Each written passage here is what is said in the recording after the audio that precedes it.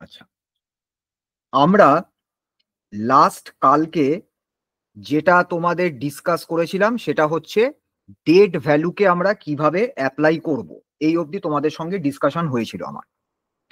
আমরা আজকে এক্সেলের কিছু বেসিক ফাংশনস সেই পার্টটা নিয়ে ডিসকাস করব। তো বেসিক ফাংশন স্টার্ট করার আগে আমাদের একটা জিনিস আগে ভালো করে বুঝতে হবে, সেটা হচ্ছে হোয়াট ইজ সেল রেফারেন্সেস। তোমাদের কারো কোনো আইডিয়া আছে সেল রেফারেন্স এই কথাটা অ্যাকচুয়ালি কি বোঝানোর বা কি জিনিসটা বলার জন্য বলা হচ্ছে? রেফারেন্স মানে কি? আমরা বলি আমরা একটা রেফারেন্স ড্র করলাম, এটার মানে কি? তার মানে কোনো কিছুকে একটা রেফার করে আমরা কোনো একটা কিছু স্টেটমেন্ট দিলাম বা কোনো একটা কিছু, কোনো একটা লজিক্যাল কোনো কিছু এস্টাবলিশ করলাম কিছুকে একটা রেফার করে। বা ধরো আমি একটা কোনো কিছু নোটিশ পাবলিশ করছি রেফারিং সামথিং, যেখানে একটা অরিজিনাল কোনো ধরো নোটিশ আমার হায়ার অথরিটি থেকে পাবলিশ করা হয়েছে। তো একই রকম ভাবে সেল রেফারেন্স আমার এখানে কি রকম ভাবে কাজ করে দেখো। আমার এখানে, আচ্ছা তোমরা সবাই ক্লিয়ারলি আমার এই কম্পিউটার স্ক্রিন দেখতে পাচ্ছ? কারোর কোনো প্রবলেম হচ্ছে না তো দেখতে? সবাই দেখতে পাচ্ছ তো? না। আচ্ছা, এবার দেখো আমার এখানে দুটো মান্থলি এক্সপেন্সেস বিলের একটা সেকশন দেওয়া রয়েছে। আমার লেফট হ্যান্ড সাইডে এই যে মান্থলি এক্সপেন্সেস এর বিলটা, এটা হচ্ছে জানুয়ারি 2024 থেকে মার্চ 2024। আর রাইট হ্যান্ড সাইডের এই যে আমার মান্থলি এক্সপেন্সেস এর যে বিলটা রয়েছে, এটা রয়েছে জানুয়ারি 2025 থেকে মার্চে 2025 সাপোজ। তো আমাকে ধরো কেউ বলল যে রেন্টের জন্য জানুয়ারি মাসে আমার কতটা এক্সপেন্ডিচার হয়েছে। তাহলে আমার কাছে এই মোমেন্টে দুটো টেবিলে দেখো দুটো জানুয়ারি এক্সিস্ট করছে। জানুয়ারি 2024ও হতে পারে, জানুয়ারি 2025ও হতে পারে। যদি আমার কাছে থার্ড একটা টেবিল থাকতো, সাপোজ আমি যদি এই টেবিলটাকে কপি করে সে আমি এখানে পেস্ট করলাম, করে ধরো এটাকে আমি করে দিলাম 2022, এটা জানুয়ারি 2022 থেকে মার্চ 2022 করে দিলাম। তাহলে এবার আমার কাছে তিনটে সেট অফ ডেটা। তাহলে আমি যদি তোমাদেরকে কোয়েশ্চেন করি, আমি ধরো এখানে রেন্টটাকে চেঞ্জ করে সে করলাম 5000, তোমাকে আমি জিজ্ঞাসা করলাম যে আচ্ছা বলো তো জানুয়ারি মাসে আমার রেন্টের পারপাসে বা রেন্টের কেসে কতটা এক্সপেন্ডিচার হয়েছে, তোমরা আমাকে কি আনসার দেবে? এবার আমি তোমাদের ইন জেনারেল জিজ্ঞাসা করলাম যে আমার যা ফ্যামিলি এক্সপেন্ডিচার বিল, সেখানে রেন্ট পারপাসে আমাকে কতটা স্পেন্ড করতে হয়েছে in the month of January. এই যদি আমার তোমাদের কাছে কোয়েশ্চেন হয়, তাহলে তোমাদের ফার্স্ট আনসার আমাকে কি দেবে? তোমরা কি দেবে এই তিনটে সেট অফ ডেটা থেকে? প্রথম তোমার যে কোয়েশ্চেনটা আমাকে করা উচিত তোমাদের, সেটা হচ্ছে স্যার জানুয়ারি কোন জানুয়ারি? জানুয়ারি 2024, না জানুয়ারি 2025, না জানুয়ারি 2022? আমি শুধু বলেছি জানুয়ারি। বা আমি যদি বললাম আচ্ছা ট্রাভেল এক্সপেন্সেস আমার কতটা ইউজড হয়েছে, কতটা আমার ট্রাভেল পারপাসে আমার এক্সপেন্ডিচার হয়েছে, সঙ্গে সঙ্গে আমার কোয়েশ্চেন আমাকে, আমার ইমিডিয়েট কোয়েশ্চেন আমার কাছে যেটা ব্যাক করে আসবে, ট্রাভেল এক্সপেন্সেস তো জানুয়ারি 2024 টু মার্চ 2024, জানুয়ারি 2022 থেকে মার্চ 2022, একই রকম ভাবে জানুয়ারি 2025 থেকে মার্চ 2025, এই তিনটে ক্যাটেগরিতেই এক্সিস্ট করছে। তাহলে ট্রাভেল এক্সপেন্সেস আমার এই পারপাসে কতটা এক্সপেন্ডিচার হয়েছে, এর কিন্তু কোনো আনসার আমার কাছে নেই। কেউ যদি বলে ট্রাভেল এক্সপেন্সেস 950 ছিল, তাহলে সেটা ট্রু। কেউ যদি বলে ট্রাভেল এক্সপেন্সেস 1000 ছিল, সেটাও ট্রু। কেউ যদি বলে ট্রাভেল এক্সপেন্সেস 925 ছিল, সেটাও ট্রু। আমি ধরো এটাকে চেঞ্জ করে দিলাম 800, কেউ বললো 800 ছিল, সেটাও ট্রু। তাহলে এই টাইপের কেসে আমার কাছে কিন্তু কোনো পার্টিকুলার আনসার নেই। এইখানে আমার কাছে আসছে হচ্ছে সেল রেফারেন্স। যদি আমাকে কেউ বলে যে ট্রাভেল এক্সপেন্সেস ইন জানুয়ারি 2022 কত ছিল, তখন আমি ফার্স্টে 3টে টেবিলের মধ্যে জানুয়ারি 2022 যে টেবিলে আছে সেই টেবিলকে লোকেট করব, এবং ট্রাভেল এক্সপেন্সেসের যে জানুয়ারি 2022-তে আমার যে ভ্যালুটা রয়েছে আমি সেই সেলটাকে সিলেক্ট করব।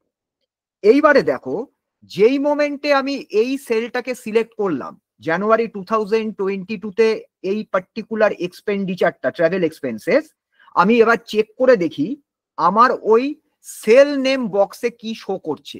সেল নেম শো করছে দেখো C19। এবারে C19টা কিভাবে পাচ্ছি? সি কলাম আর দেখো 19th রো। তাহলে এই যে আমার ইন্টারসেকশন সি কলাম আর 19th রো, এই পার্টিকুলার সেলটা জানুয়ারি 2022-তে আমার ট্রাভেল এক্সপেন্সেস কতটা ছিল সেটাকে ইন্ডিকেট করছে। তাহলে জানুয়ারি 2022 ট্রাভেল এক্সপেন্সেস এর আমি আনসার দিতে পারি C19 সেলে যে ডেটাটা এক্সিস্ট করছে that was my travel expenses in January 2022। তাহলে এখানে তুমি কাকে রেফার করলে? একটা সেলকে রেফার করলে। কোন সেল? যে সেলের অ্যাড্রেস হচ্ছে সি কলাম আর 19th রো। যদি কোয়েশ্চেনটা হয় জানুয়ারি 2024-এ গ্রসারিজে আমার কতটা এক্সপেন্ডিচার হয়েছে, তখন কিন্তু আর আমার এই সেলটা নয়। তখন আমাকে কি করতে হবে? আমাকে জানুয়ারি 2024 মানে আবার সি সিলেক্ট করতে হবে, গ্রসারিজ মানে রো নাম্বার 11 কে সিলেক্ট করতে হবে। তাহলে এবার ইন্টারসেকশনটা কোথায় হচ্ছে? C column 11th row. তাহলে পরে দেখো আমাদের এইটাতে যদি আমি সিলেক্ট করি এই 1875 কে, এ দেখো সি কলাম 11th রো। আচ্ছা, এটা এখানে তোমার চলে যাচ্ছে, তাহলে দরকার নেই এভাবে সিলেক্ট করে, এভাবেই দেখাই। এই 1875 কে যখন আমি সিলেক্ট করছি তখন দেখো এখানে C11 শো করছে। তাহলে প্রত্যেকটা সেলের একটা করে অ্যাড্রেস আছে, যেটা তোমাদের এক্সেল ইন্টারফেস বলার সময় আমি বলেছিলাম। আমরা যখন কোনো লার্জ সেট অফ ডেটা থেকে কোনো একটা পার্টিকুলার ডেটাকে রেফার করব, আমরা ডেটা ভ্যালুকে রেফার না করে আমরা ইন জেনারেল রেফার করব কোনো একটা পার্টিকুলার সেলকে, যে সেলে ওই ডেটাটা কন্টেন্ট রয়েছে। এবার তুমি যদি আমাকে বলো যে স্যার এই ডেটাটা এই সেলে আছে, ধরো এই সেলটা কোনো কারণের জন্য হিডেন, সাপোজ আমি একটা ধরো এরকম শেপ দিয়ে আমি তোমাদের এই ডেটাটাকে পুরো হাইড করে দিলাম, আমরা এই মোমেন্টে দেখতে পাচ্ছি না এখানে কত ডেটা আছে। আমাকে যদি জানতে হয় এই হিডেন পার্টের বিহাইন্ডে কি ডেটা আছে, তাহলে দেখো এই মোমেন্টে ডেটাটা আমাদের কাছে ভিজিবল নয়। আমি ধরো জানতে চাইছি ক্রেডিট কার্ডে আমি ফেব্রুয়ারি 2024-এ কত বিল পে করেছি, আমার ক্রেডিট কার্ড বিল কত ছিল।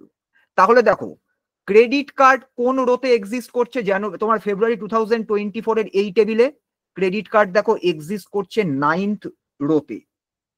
আর ফেব্রুয়ারি 2024 কোন কলাম? D column. তাহলে পরে 9th রো আর ডি কলামের ইন্টারসেকশন কি হবে? D9। তাহলে D9-এ কোন ডেটা আছে সেটা জানার জন্য আমাকে এক্সেলকে বলতে হবে যে তুমি ওই সেলটা, যে সেলের আমি তোমাকে রেফারেন্স দিচ্ছি, তুমি সেই সেলটার ভিতরে ঢুকে দেখো ওখানে কত ডেটা আছে। যখন আমরা এক্সেলকে কোনো ক্যালকুলেট কিছু করাতে বলবো, কোনো কিছু একটা তোমার লজিক্যাল কিছু একটা পারফর্ম করাতে বলবো, আমাদের সব সময় স্টার্ট করতে হবে উইথ অ্যান ইকুয়াল সাইন।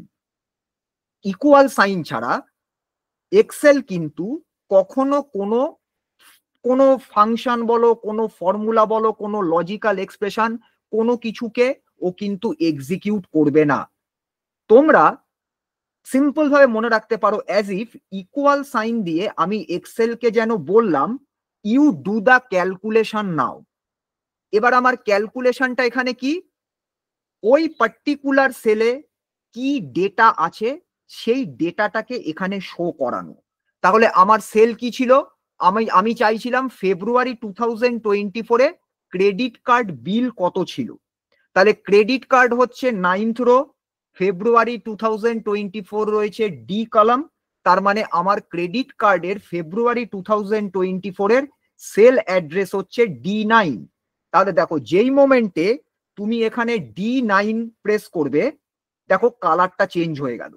এটা তোমরা স্মল লেটারেও লিখতে পারো, এটা তোমরা ক্যাপিটাল লেটারেও লিখতে পারো। যেই মোমেন্টে তুমি D9 লিখলে ও একটা সেলকে লোকেট করলো। এইবার যেই মোমেন্টে তুমি এন্টার প্রেস করবে, ওই সেলে যে ভ্যালুটা আছে সেই ভ্যালুটা দেখো তোমার এখানে চলে এলো। এবার দেখা যাক সত্যি সত্যি ভ্যালুটা আছে। এটা আমরা এখান থেকে রিমুভ করি। এই দেখো ক্রেডিট কার্ডের ফেব্রুয়ারি 2024 আমাদের কত এক্সপেন্ডিচার ছিল, 2000 রুপিস। এ দেখো 2000। ঠিক একই রকম ভাবে আমি যদি এবার এই টেবিলটাকে ধরো ডেটাটা হাইড করে দিলাম, দিয়ে আমি বললাম মার্চ 2022-তে মোবাইল বিল আমি কতটা পে করেছি। তাহলে মোবাইল এখানে কত নাম্বার রোতে আছে, রো নাম্বার 23। আর মার্চ কোন কলামে আছে, মার্চ রয়েছে ই কলামে। তাহলে পরে এই মোবাইলের মার্চ 2022 যে বিলের অ্যামাউন্ট সেটা তাহলে কোন সেলে আছে, সেই সেলটার অ্যাড্রেস হচ্ছে ই কলাম 23rd রো, তার মানে E23। তাহলে ধরো আমি এখানে যদি লিখি ইজ ইকুয়াল টু E23, দেখো যেই মোমেন্টে ও সেলের রেফারেন্স পেয়ে যাচ্ছে অটোমেটিক্যালি সবাই দেখতে পাচ্ছ কালারটা চেঞ্জ হয়ে যাচ্ছে। এন্টার প্রেস করো, দেখা যাচ্ছে 299। চেক করে দেখি, এ দেখো 299, এইটা ছিল আমার মোবাইল মার্চ 2022 এক্সপেন্ডিচার। তাহলে আমি কোনো ডেটা, কোনো নিউমেরিক্যাল ভ্যালু লিখছি না, সিম্পলি ওই সেলটাকে রেফার করছি এক্সেলকে, যেখান থেকে এক্সেল ওই সেলে যে ইনফরমেশনটা আছে সেই ইনফরমেশনটাকে এক্সট্রাক্ট করে আমাকে এখানে শো করছে। তাহলে এইটাকে আমরা কি বলছি, we are referring a cell. এটাকেই আমরা খুব সিম্পল ওয়েতে বলি this is our cell reference. এটা তোমাদের কাছে সবার কাছে ক্লিয়ার হলো কিনা বলো, সবাই বুঝতে পেরেছো?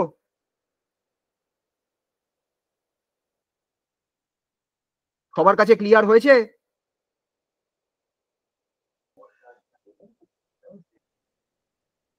আচ্ছা, তাহলে আমি ধরে নিচ্ছি তোমরা বুঝতে পারছো। আচ্ছা, এবার এখানে একটা কথা, যে শুধুমাত্র যে ভ্যালু এখানে এক্সট্রাক্ট করবে তা নয়, সেলের মধ্যে যদি কোনো টেক্সট থাকে সেই টেক্সটটাকেও কিন্তু এক্সট্রাক্ট করবে। ইনফ্যাক্ট ওই সেলে যা আছে টোটালটাই ও তোমাকে শো করবে। যেরকম তুমি যদি এই সেলটাকে নিতে চাও, এই সেলের অ্যাড্রেস কত দেখো, এই সেলের অ্যাড্রেস হচ্ছে B18। তাহলে পরে আমি যদি ইজ ইকুয়াল টু B18 লিখি, এ দেখো কালার চেঞ্জ হয়ে গেছে। যেই মোমেন্টে এন্টার প্রেস করবে, B18 এ রেন্ট ছিল, তাহলে ও রেন্টকে শো করছে। তাহলে আমরা সেলকে রেফার করছি, রেফার করে আমরা সেই সেলের ডেটাটাকে এক্সট্রাক্ট করে আমাদের কাছে প্লেস করাচ্ছি থ্রু এক্সেল। এই সেল রেফারেন্সের দুটো টাইপ আছে, একটার নাম হচ্ছে অ্যাবসোলিউট রেফারেন্স আর আরেকটার নাম হচ্ছে রিলেটিভ রেফারেন্স। অ্যাবসোলিউট আর রিলেটিভের মধ্যে কি ডিফারেন্স, কোন জায়গাতে আমরা অ্যাবসোলিউট ইউজ করব, কোন জায়গাতে আমরা রিলেটিভ ইউজ করব, এটা আমরা ডিসকাস করছি ওয়ান বাই ওয়ান। তাহলে সেল রেফারেন্সেস এর ব্যাপারটা তোমাদের কাছে ক্লিয়ার হয়েছে, কিরকম ভাবে আমরা সেলকে রেফার করি? সবাই বুঝতে পেরেছো? সবাই বুঝতে পেরেছো তো? আচ্ছা, একটু রেসপন্স করো, না হলে পরে আমি বুঝতে পারবো না তোমাদের কাছে ক্লিয়ার হচ্ছে কিনা। এইবার আমাদের এই এক্সেলের ফাংশন এবং আমাদের ফর্মুলা, এই দুটো পার্টে আমাদের একটা কনফিউশন আছে। What is a function, what is a formula. Function আর ফর্মুলা এরা হচ্ছে রিলেটেড, কিন্তু এদের মধ্যে একটা ডিফারেন্স রয়েছে। কি ডিফারেন্স রয়েছে? ফাংশন হচ্ছে একটা প্রি বিল্ড কমান্ড যেটা এক্সেলে অলরেডি রয়েছে, এবং এক্সেল ওই কমান্ডের রেসপেক্টে একটা স্পেসিফিক টাস্ককে পারফর্ম করে। তাহলে ফাংশনকে তুমি কিন্তু মডিফাই করতে পারবে না, বা একটা ফাংশন দেওয়া রয়েছে, ধরো দুটো ভ্যালুকে বা মোর দ্যান টু ভ্যালুসকে অ্যাড করার একটা ফাংশন আছে, সামেশন, সাম ফাংশন। তুমি সাম ফাংশনকে ইউজ করে কখনো মাল্টিপ্লিকেশন করতে পারবে না। তুমি অ্যাভারেজ, যদি তুমি এটা, তোমাকে যদি একটা অ্যাভারেজ ফাংশন দেওয়া হয়, তাহলে অ্যাভারেজ ফাংশন ইউজ করলে তোমার কাছে একটা সেট অফ ভ্যালু থেকে অ্যাভারেজ ভ্যালুটা আসবে। তুমি কিন্তু অ্যাভারেজ ফাংশন ইউজ করে কখনো ভ্যালুগুলোকে সাম আপ করতে পারবে না। তার মানে মনে রাখবে, ফাংশন হচ্ছে একটা প্রি বিল্ড কমান্ড যেটা অলরেডি এক্সেলের লাইব্রেরিতে রয়েছে, এবং এক্সেল পারফর্ম করতে পারে একটা স্পেসিফিক টাস্ক যে কোনো একটা স্পেসিফিক ফাংশনে, যেটা ওকে কমান্ড দেওয়া আছে, শুধু সেইটাকেই ও এক্সিকিউট করবে। সামেশন, সাম ফাংশন হলে সামেশন হবে, অ্যাভারেজ ফাংশন হলে অ্যাভারেজ হবে, মিনিমাম ম্যাক্সিমাম হলে সেট অফ ডেটা থেকে মিনিমাম ভ্যালু বের করবে, সেট অফ ডেটা থেকে ম্যাক্সিমাম ভ্যালু বের করবে, এটসেট্রা এন্ড এটসেট্রা। এগুলো খুব সিম্পল ফাংশন, খুব বেসিক ফাংশন। লজিক্যাল ফাংশনস আছে, টেক্সট ফাংশনস আছে, আমাদের অ্যাডভান্স ফাংশন আছে, ফর্মুলাস আমরা তৈরি করব, সেগুলো আমরা পরে যাচ্ছি। ফর্মুলা হচ্ছে এটা একটা কাস্টম ক্যালকুলেশন যেটা তুমি ক্রিয়েট করবে, যার মধ্যে ফাংশন থাকতে পারে, যার মধ্যে নাম্বারস থাকতে পারে, যার মধ্যে সেল রেফারেন্সেস থাকতে পারে। তুমি যেরকম ভাবে ফর্মুলাটাকে ক্রিয়েট করবে, যেভাবে তুমি ক্যালকুলেশন চাইছো, সেটা তুমি যেভাবে ক্রিয়েট করবে, সেই অনুযায়ী এক্সেল তোমাকে ফাইনাল রেজাল্ট প্রোভাইড করবে। তাহলে ডিফারেন্সটা কি হলো? ডিফারেন্স হলো ফাংশনকে তুমি এডিট করতে পারবে না। ফাংশন, যে স্পেসিফিক ফাংশনটা যে টাস্কের জন্য ইনবিল্ট রয়েছে, ওই ফাংশনটা ওই টাস্কটাকেই পারফর্ম করবে। কিন্তু তুমি ফাংশনকে নাম্বারের সঙ্গে সেল রেফারেন্সকে এদেরকে কম্বাইন করে তুমি একটা ফর্মুলা ক্রিয়েট করতে পারো, যে ফর্মুলা কিন্তু আলটিমেটলি তোমাকে কিন্তু একটা অন্য টাইপ অফ আউটপুট দেবে, যেখানে ফাংশন কাজ করছে, যেখানে অন্য নাম্বারস কাজ করছে, যেখানে সেল রেফারেন্সেস কাজ করছে। এবারে এক্সেল ফর্মুলা বিল্ড করার আগে আমরা প্রথম পার্টে যেটা বুঝলাম সেটা হচ্ছে the difference between function and formula. এইটা কি তোমাদের কাছে ক্লিয়ার হলো?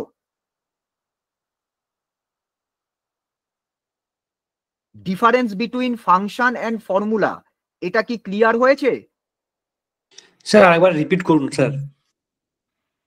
ফাংশন হচ্ছে একটা প্রি বিল্ড কমান্ড বা প্রি ডিফাইন্ড কমান্ড যেটা এক্সেলের লাইব্রেরিতে আছে, এবং যেটা পারফর্ম করতে পারে একটা স্পেসিফিক টাস্ক।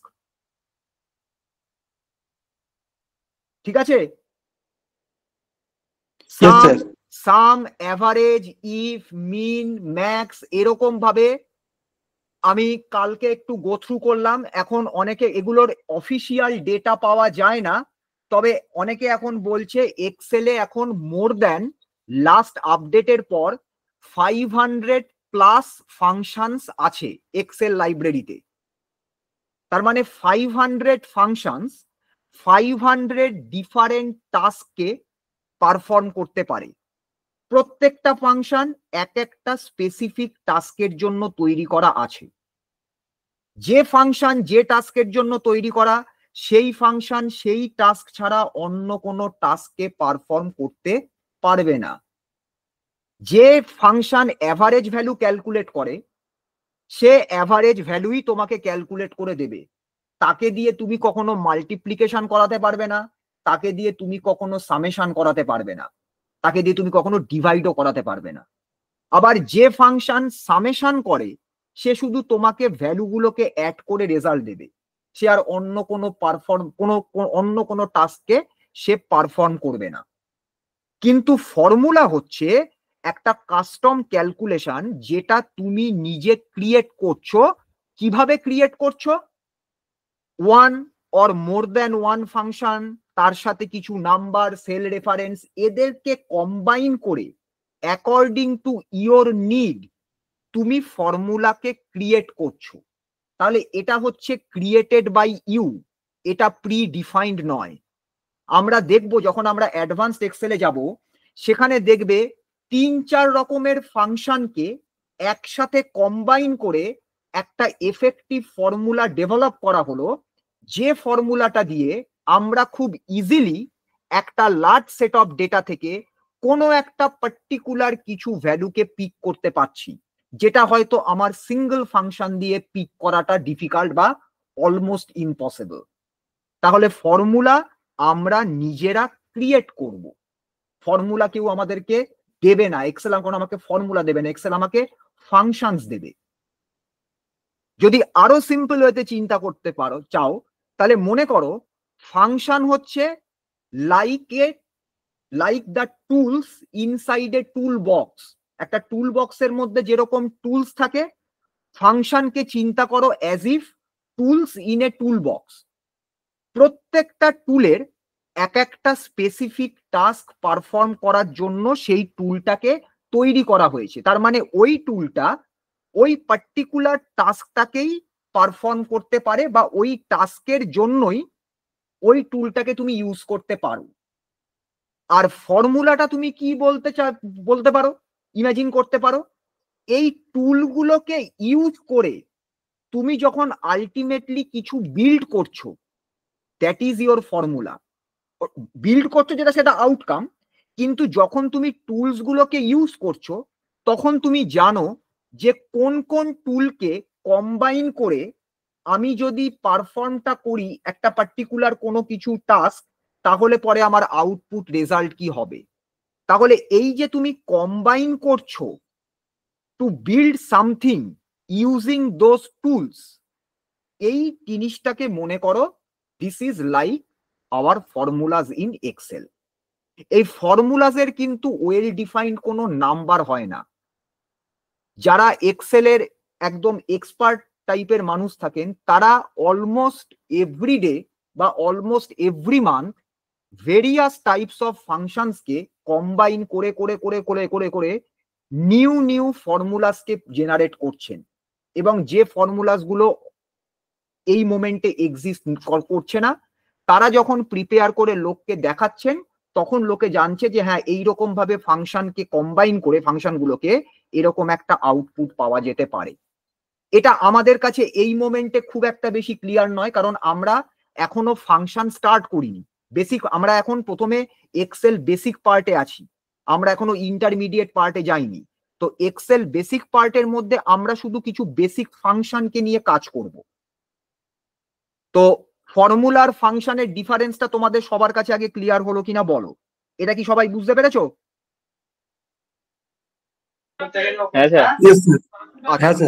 ওকে ওকে। এবার যদি তোমাকে আমি কোয়েশ্চেন করি কেন তুমি ফাংশন ইউজ করবে, তাহলে এতক্ষণ ধরে আমি যা বললাম সেখান থেকে সেটাকে যদি আমি জিস্ট করি, তার মানে আমি ফাংশন ইউজ করব কেন? কিছু একটা ক্যালকুলেট করার জন্য, কিছু একটা ম্যানিপুলেট করার জন্য। কিভাবে করব? তার জন্য আমাকে কিছু ডেটাকে ইনপুট হিসাবে দিতে হবে। যদি আমার কাছে কোনো ডেটা না থাকে, আমি ক্যালকুলেশনটা করব কি করে? তার মানে ফাংশনের মধ্যে আমি কিছু ডেটা দেব, যে ডেটাটা ও নেবে, নিয়ে পার্টিকুলার একটা টাস্ককে পারফর্ম করবে এবং আলটিমেটলি আমাকে একটা রেজাল্ট শো করবে। ধরো আমি কিছু নাম্বারকে, ধরো 1 to 10, এই টোটাল নাম্বারকে, 10টা নাম্বারকে আমি অ্যাড করতে চাইছি। তাহলে অ্যাড করার জন্য আমি একটা ফাংশন এক্সেলের লাইব্রেরি থেকে নেব, তার মধ্যে 1 to 10 এই নাম্বারগুলোকে আমি ইনপুট হিসাবে দেব। এবার ও কি করবে, ওই অ্যাডিশনের ফাংশনটাকে পারফর্ম করবে, করে আলটিমেটলি যে সেলে আমি রেজাল্টটা চাইছি সেই সেলে ও আমাকে রেজাল্টটা দেবে। তাহলে পরে আমার কাছে তিনটে পার্টে ব্যাপারটা আমি এক্সপ্রেস করতে পারি। কিভাবে এক্সপ্রেস করতে পারি? প্রথম যেটা আমি করতে পারি সেটাকে আমি বলতে পারি logic. What is logic? Logic means it may be functions or it may be formulas. এই যে লজিক, এই লজিকটাকেই আমাদের ডেভেলপ করতে হবে। নেক্সট হচ্ছে কি, ইনপুটস। এই ইনপুট তুমি ম্যানুয়ালি দিতে পারো 1 by 1 টাইপ করে, বা সেলকে রেফার করে দিতে পারো। তার মানে এটা হচ্ছে আমার এই সিনট্যাক্সটাই এক্সেল তৈরি করেছে। তাহলে ইনপুটস কিরকম হতে পারে? ক্যান বি ম্যানুয়াল or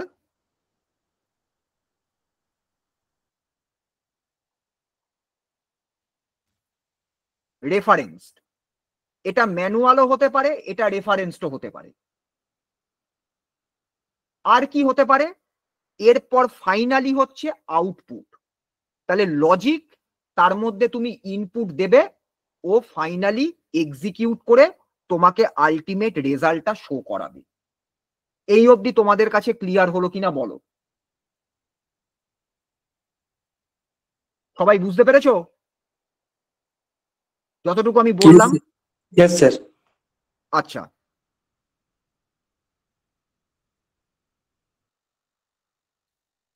এবারে আর একটা জিনিস তুমি মনে রাখবে, তোমাদের আমি একটা ডায়াগ্রামের মতন একটা জিনিস দেখাচ্ছি। এই ডায়াগ্রামটা তোমরা খেয়াল রাখবে, এইভাবে এক্সেল জিনিসটা পারফর্ম করে। দেখো একটা ফাংশন কিভাবে কাজ করে।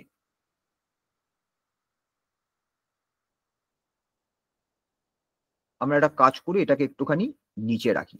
দেখো এই ডায়াগ্রামটা তোমরা সবাই দেখতে পাচ্ছ কিনা বলো? সবার কাছে ডায়াগ্রামটা visible? Yes, sir. Visible. Function কিভাবে কাজ করে দেখো। তোমাকে প্রথমে একটা সেলকে সিলেক্ট করতে হবে, যে কোনো একটা সেল যেখানে তুমি ফাংশনটাকে অ্যাপ্লাই করবে। প্রথম তোমার কাজ হচ্ছে, মনে রাখবে, সে ফর্মুলা লেখো বা ফাংশন লেখো, যাই করো, তোমাকে স্টার্ট করতে হবে from an equal sign. Equal সাইনটাকে খুব সিম্পল ভাবে মনে করো, তুমি যেই মোমেন্টে ইকুয়াল সাইন দিচ্ছ তার মানে তুমি এক্সেলকে বলছো যে you now do some logical task. তার মানে সিম্পল ওয়েতে ইউ ডু সাম ক্যালকুলেশনস। তাহলে আমার ফাংশন আমি ইউজ করি, বা ফাংশনস এবং অন্য কিছু প্যারামিটারসকে ইউজ করে ফর্মুলা আমি নিজের মতো ক্রিয়েট করি, আমার স্টার্ট হবে সবসময় ইকুয়াল সাইন দিয়ে। এবার ইকুয়াল সাইন দিলে এক্সেলে কি চেঞ্জেস হয় আমি দেখাচ্ছি তোমাদের। নেক্সট হচ্ছে কি, তোমাকে একটা ফাংশনকে কল করতে হবে। কিভাবে আমরা ফাংশনকে কল করব সেটাও আমি তোমাদেরকে দেখাবো। ফাংশনকে কল করার পর তোমাকে সেই ফাংশনের মধ্যে ইনপুট দিতে হবে। সেই ইনপুটটা আমি কি বললাম, তুমি ম্যানুয়ালি দিতে পারো, সেলের মধ্যে ভ্যালুজ আছে সেই ভ্যালুগুলোকে রেফার করেও দিতে পারো। তারপর তোমাকে ফাংশনটা ক্লোজ করতে হবে, যেটা মোস্ট ইম্পর্টেন্ট। ক্লোজ মানে হচ্ছে ক্লোজিং ব্র্যাকেট। তোমরা যেরকম প্রোগ্রামিং এর মধ্যে ওই ওপেন প্যারেনথেসিস ক্লোজ প্যারেনথেসিস করো, এখানেও এক্স্যাক্টলি সেম। ফাংশন যখন তুমি ডেটা সব যা তোমার ইনপুট দেবার দিয়ে দিলে, তারপর কিন্তু তোমাকে ফাংশনটাকে ক্লোজ করতে হবে। ক্লোজ করার পরে কিন্তু সাথে সাথে রেজাল্ট পাবে না।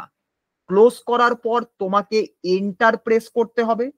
যেই মোমেন্টে তুমি এন্টার প্রেস করবে, যে সেলে তুমি ফাংশনটাকে এইভাবে এক্সিকিউট করে কমপ্লিট করে এক্সেলকে বলেছো এবার তুমি এই স্পেসিফিক টাস্কটা পারফর্ম করো, এক্সেল এবার ওই পার্টিকুলার টাস্কটাকে পারফর্ম করে ওই সেলেই তোমাকে তার আউটপুট বা রেজাল্টটা দেখাবে।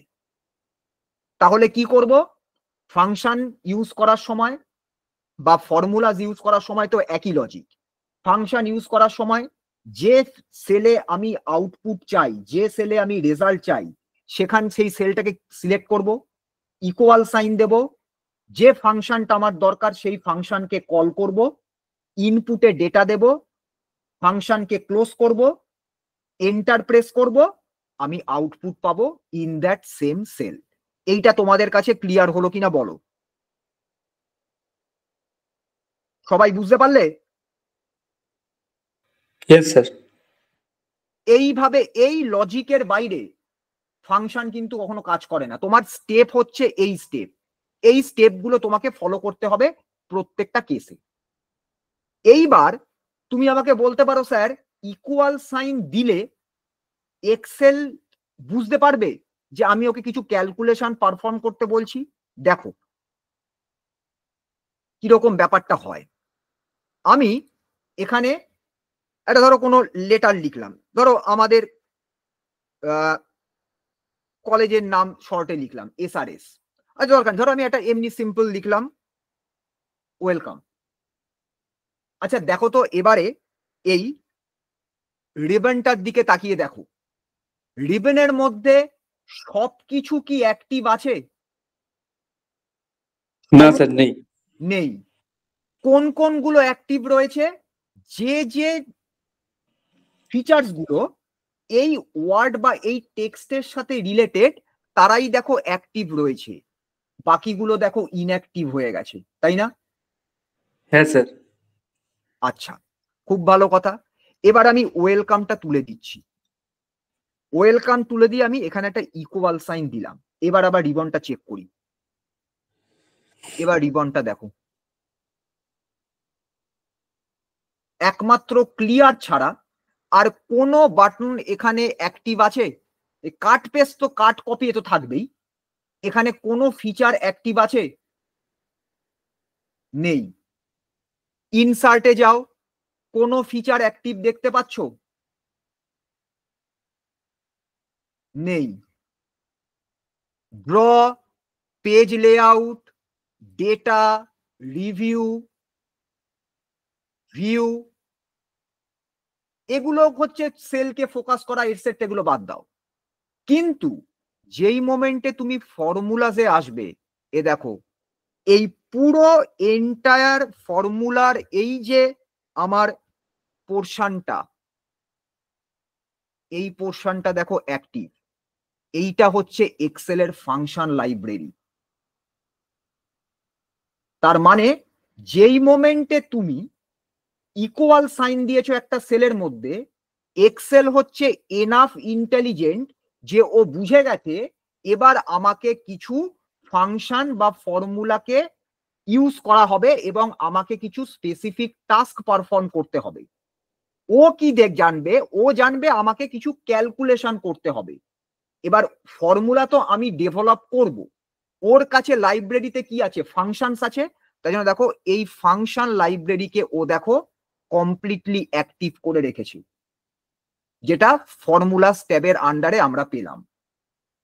তার মানে যেই মোমেন্টে ইকুয়াল সাইন প্লেস করছি আমরা কোনো একটা সেলের মধ্যে, এক্সেল ইনস্ট্যান্টলি বুঝে যাচ্ছে যে এবারে কোনো লজিক্যাল কিছু ফাংশন আমাকে দেওয়া হবে, আমাকে সেই টাস্ক পারফর্ম করতে হবে। এই অবধি বোঝা গেল? ব্যাপারটা ক্লিয়ার? Yes sir. এইবার ধরো আমি এটাকে এখন আপাতত বাদ দিই, এই তিনটে ধরো আমার সেল রয়েছে। আচ্ছা বাকি স্টুডেন্টরা বুঝতে পারছো তো, যারা ক্লাস করছো বাকিরা? হ্যাঁ কেউ তো স্যার। কেউ তো কোনো কিছু রেসপন্স করছে, একটু রেসপন্স করো, কারণ আমি তো তোমাদের গুগল মিটে তো তোমাদের তো দেখতে পাচ্ছি না, আমি যা দেখার এখানে তোমার স্ক্রিনে এখানে বলছি, তাই জন্য সবাই রেসপন্স করো। আচ্ছা দেখো, ধরো এখানে একটা ডেটা রয়েছে সে 25, এই সেলে ধরো রয়েছে 50, এই সেলে ধরো রয়েছে 100। আমি প্রথমে ফর্মুলাকে, একটা সিম্পল ফর্মুলাকে সেট করছি। আমি কি করতে পারি? আমি ধরো এরকম লিখতে পারি 25 প্লাস 50 প্লাস 100, এন্টার প্রেস করি, রেজাল্ট পাবো 175, কারেক্ট। কিন্তু প্রবলেমটা যেটা হচ্ছে সেটা হচ্ছে আমি যদি এই সেলের ডেটাটাকে 50 থেকে চেঞ্জ করে 60 করে দিই, এখানে কি রেজাল্ট চেঞ্জ হলো? হলো না। কেন হলো না? তার কারণ আমি এখানে ম্যানুয়ালি ডেটাকে তোমার ইনপুট হিসাবে দিয়েছি। এবারে এই যে তুমি প্লাস সিম্বলটা দেখছো, এই প্লাস সিম্বলটা হচ্ছে একটা ম্যাথামেটিক্যাল অপারেটর। এই ম্যাথামেটিক্যাল অপারেটরকে আমি দুবার ইউজ করে আমি একটা ফর্মুলাকে জেনারেট করেছি সিম্পল ওয়েতে। তাহলে পরে আমাকে যদি এরকম কন্ডিশন পেতে হয় যেখানে আমি ইনপুটের এই 3টে সেলের কোনো একটা ভ্যালুকে চেঞ্জ করলে আমার আউটপুট বা রেজাল্টটাও চেঞ্জ করে, তাহলে পরে আমার এরকম হার্ড কোডের ডেটার মতন আমাকে কিন্তু হার্ড ডেটা পুট করলে হবে না। এখানে আমার কাজে আসবে সেল রেফারেন্স। তাহলে কি করব? এটাকে ডিলিট করে দাও, ইকুয়াল সাইন দিলাম। দেওয়ার পর আমার প্রথম কাজ হচ্ছে ফার্স্ট যে সেলে 25 রয়েছে সেই সেলটাতে আমি ক্লিক করলাম। যেই মোমেন্টে আমি সেলটাতে ক্লিক করলাম, দেখো এই যে এই সেলটার অ্যাড্রেস হচ্ছে বি কলাম 7th রো, তাহলে B7 ও নিয়েছে। B7 দেখো একটা সেপারেট কালারে, থিম কালারে রয়েছে। এবং এই B7 সেলটা যে তোমার ফর্মুলার মধ্যে বা ফাংশনের মধ্যে এসছে, এটা বুঝবে কি করে? আমরা যদি এই সেলটাকে ফলো করি, যেন অ্যাজ ইফ দেখো মনে হচ্ছে পিঁপড়েরা এই সেলটার তোমার পেরিফেরি দিয়ে যেন এইভাবে দেখো হেঁটে বেড়াচ্ছে।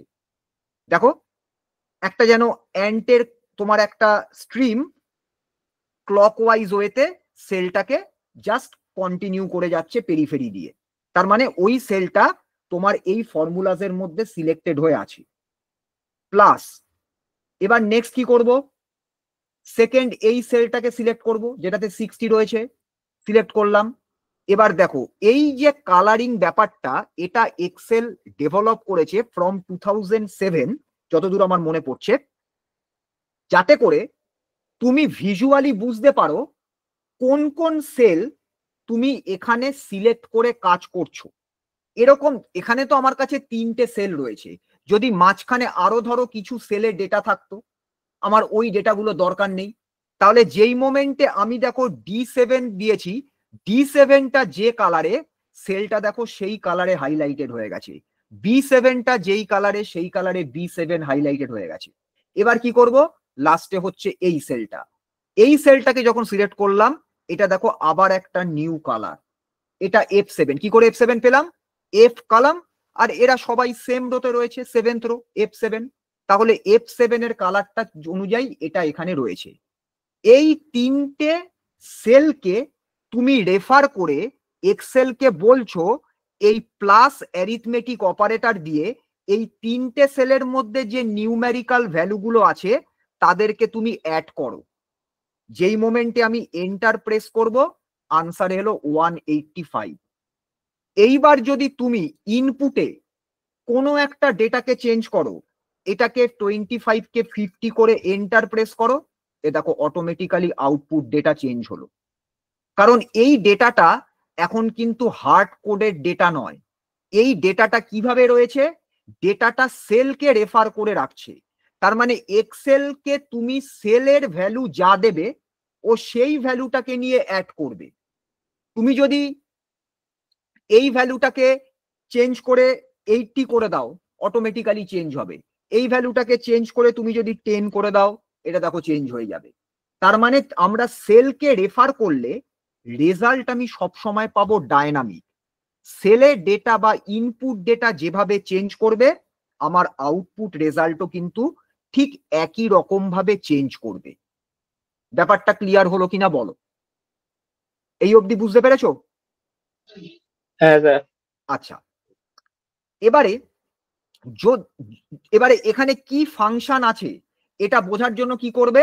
এই যে 160 রেজাল্টটা রয়েছে এর উপর ডাবল ক্লিক করো। ডাবল ক্লিক করলে এখানে তোমাকে এই জিনিসটা দেখাবে, কি ফর্মুলা বা কি ফাংশন ওর মধ্যে কাজ করছে। এইবার ধরো আমি দেখতে পাচ্ছি না B7 সেলে এই মোমেন্টে কি ডেটা আছে। ধরো একটা লার্জ সেট অফ ডেটা, তুমি ধরো একটা কোনো টাস্ক পারফর্ম করছো অনেক নিচে, আমি এটাকে ধরো একটুখানি স্ক্রোল করে দিলাম, এই মোমেন্টে B7 ডেটাটা আমাদের স্ক্রিনের বাইরে, কিন্তু B7 এ অ্যাকচুয়ালি কি ডেটা ছিল এটা কি আমি B7 লেখাটা থেকে বুঝতে পারবো? পারবো না। তাহলে আমাকে যদি জানতে হয় কোনো একটা ইনস্ট্যান্টে যে ওই B7 সেলে কত ডেটা ছিল, তাহলে আমি কি করব? এর একটা শর্টকাট আছে। শর্টকাটটা কি? তোমাদের কিবোর্ড থেকে F9 প্রেস করবে। যেই মোমেন্টে F9 প্রেস করবে, ওই পার্টিকুলার সেল অ্যাড্রেসকে সিলেক্ট করে সঙ্গে সঙ্গে সেল অ্যাড্রেসটা উঠে গিয়ে ওই সেলে এই মোমেন্টে যে ইনফরমেশনটা আছে, যে ভ্যালুটা আছে, সেই ভ্যালুটা ও তোমাকে তখন শো করবে। কি বললাম? যদি তোমরা দেখতে চাও কোনো একটা ফর্মুলাজের মধ্যে পার্টিকুলার কোনো একটা রেফার্ড সেলে কি ডেটা আছে, যে ডেটাটা তুমি এই মোমেন্টে চোখের সামনে দেখতে পাচ্ছ না, তখন তোমার কাজ কি? তখন তোমার কাজ হচ্ছে ওই পার্টিকুলার সেল অ্যাড্রেসটাকে সিলেক্ট করা, করে F9 প্রেস করা। যেই মোমেন্টে F9 প্রেস করবে ওই সেলের ভ্যালু তোমাকে শো করবে। বোঝা গেল কিনা বলো? বুঝতে পেরেছো সবাই? হ্যাঁ স্যার। আচ্ছা, এবার আমরা যদি চাই এরকম, ধরো আমি এই D7 এর ডেটাকে সাবট্রাক্ট করব, তাহলে দেখো তুমি এখানে দুটো ডিফারেন্ট অপারেটরকে ইউজ করছো, ম্যাথামেটিক্যাল অপারেটর কি, একটা প্লাস আর একটা মাইনাস। তার মানে আমার 50 থেকে 10 সাবট্রাক্টেড হবে আর 100 অ্যাডেড হবে। তাহলে পরে আমি যদি এন্টার প্রেস করি, 150 থেকে 10 মাইনাস করলে কত হচ্ছে? 140। তুমি যদি বলো যে স্যার আমি B7 এর সঙ্গে D7 কে মাল্টিপ্লাই করব, তাহলে আমরা কিবোর্ড থেকে স্টার কে প্রেস করব, স্টার হচ্ছে মাল্টিপ্লায়ার। এন্টার প্রেস করব, 50 ইন্টু 10, ফার্স্টে মাল্টিপ্লিকেশন পারফর্মড হবে 500, 500 এর সঙ্গে 100 অ্যাড হলো 600। আমি তোমাদের অর্ডার অফ অপারেশনটা বলে দিচ্ছি। তাহলে পরে দেখো, এই যে তুমি ভেরিয়াস ম্যাথামেটিক্যাল অপারেটর এবং সেল রেফারেন্সেসকে ইউজ করে তোমার ডিজায়ার্ড রেজাল্টকে তুমি ড্র করছো, দ্যাট ইজ কল্ড ফর্মুলা। ব্যাপারটা ক্লিয়ার হলো কিনা বলো? আমরা একদম বেসিক লেভেলে ব্যাপারটা দেখছি এখন, কোনো কমপ্লিকেশন কিচ্ছু নেই। তার মানে ফর্মুলা আমি আমার মতো করে জেনারেট করে নিচ্ছি। এখানে কিন্তু আমার কাছে কোনো আগে থেকেই প্রি বিল্ড কোনো কিন্তু ফর্মুলা আমার এক্সেলের মধ্যে নেই। আমি দুটো ডিফারেন্ট ম্যাথামেটিক্যালকে ইউজ, আমার দুটো ডিফারেন্ট ম্যাথামেটিক্যাল অপারেটরকে ইউজ করে আমি একটা ফর্মুলাকে ডেভেলপ করলাম। এটা ক্লিয়ার হলো তোমাদের কাছে? বুঝতে পেরেছো? হ্যাঁ স্যার। আচ্ছা, এইবার আমি এটা থেকে এটাকে ডিলিট করে দিই। যদি এবার আমাকে ফাংশন দিত, ফাংশন হলে কি করব? ফাংশন হলে তখন আমার এই প্রি ডিফাইন্ড ওয়েতে একটা ফাংশনকে কল করতে হবে। তাহলে ফাংশনকে কল করার আগে আমরা একটা সিম্পল, আগে যেটা আমরা ক্রিয়েটিং বেসিক ফর্মুলাস করলাম, সেই ফর্মুলাসের মধ্যে আমরা যাই। সেই ফর্মুলাসের একটা সিম্পল এক্সাম্পল আমরা এখানে দেখি। এখানে আমার জানুয়ারি, ফেব্রুয়ারি, মার্চ তিনটে ডেটা রয়েছে, তিনটে মান্থের ভেরিয়াস এক্সপেন্সেস রয়েছে। এই মোমেন্টে যদি আমাকে এই জানুয়ারি মান্থের টোটাল এক্সপেন্ডিচার বা টোটাল বিল কত হয়েছে বের করতে বলে, তাহলে আমি কি করব? আমি ইকুয়াল সাইন দেব, এই সেলকে সিলেক্ট করব, প্লাস এটা আমাদের এই মোমেন্টে আমরা যতটা পর্যন্ত শিখেছি ঠিক ততটা রকম ভাবে আমি এইভাবে সবকটা সেলকে অ্যাড করলাম।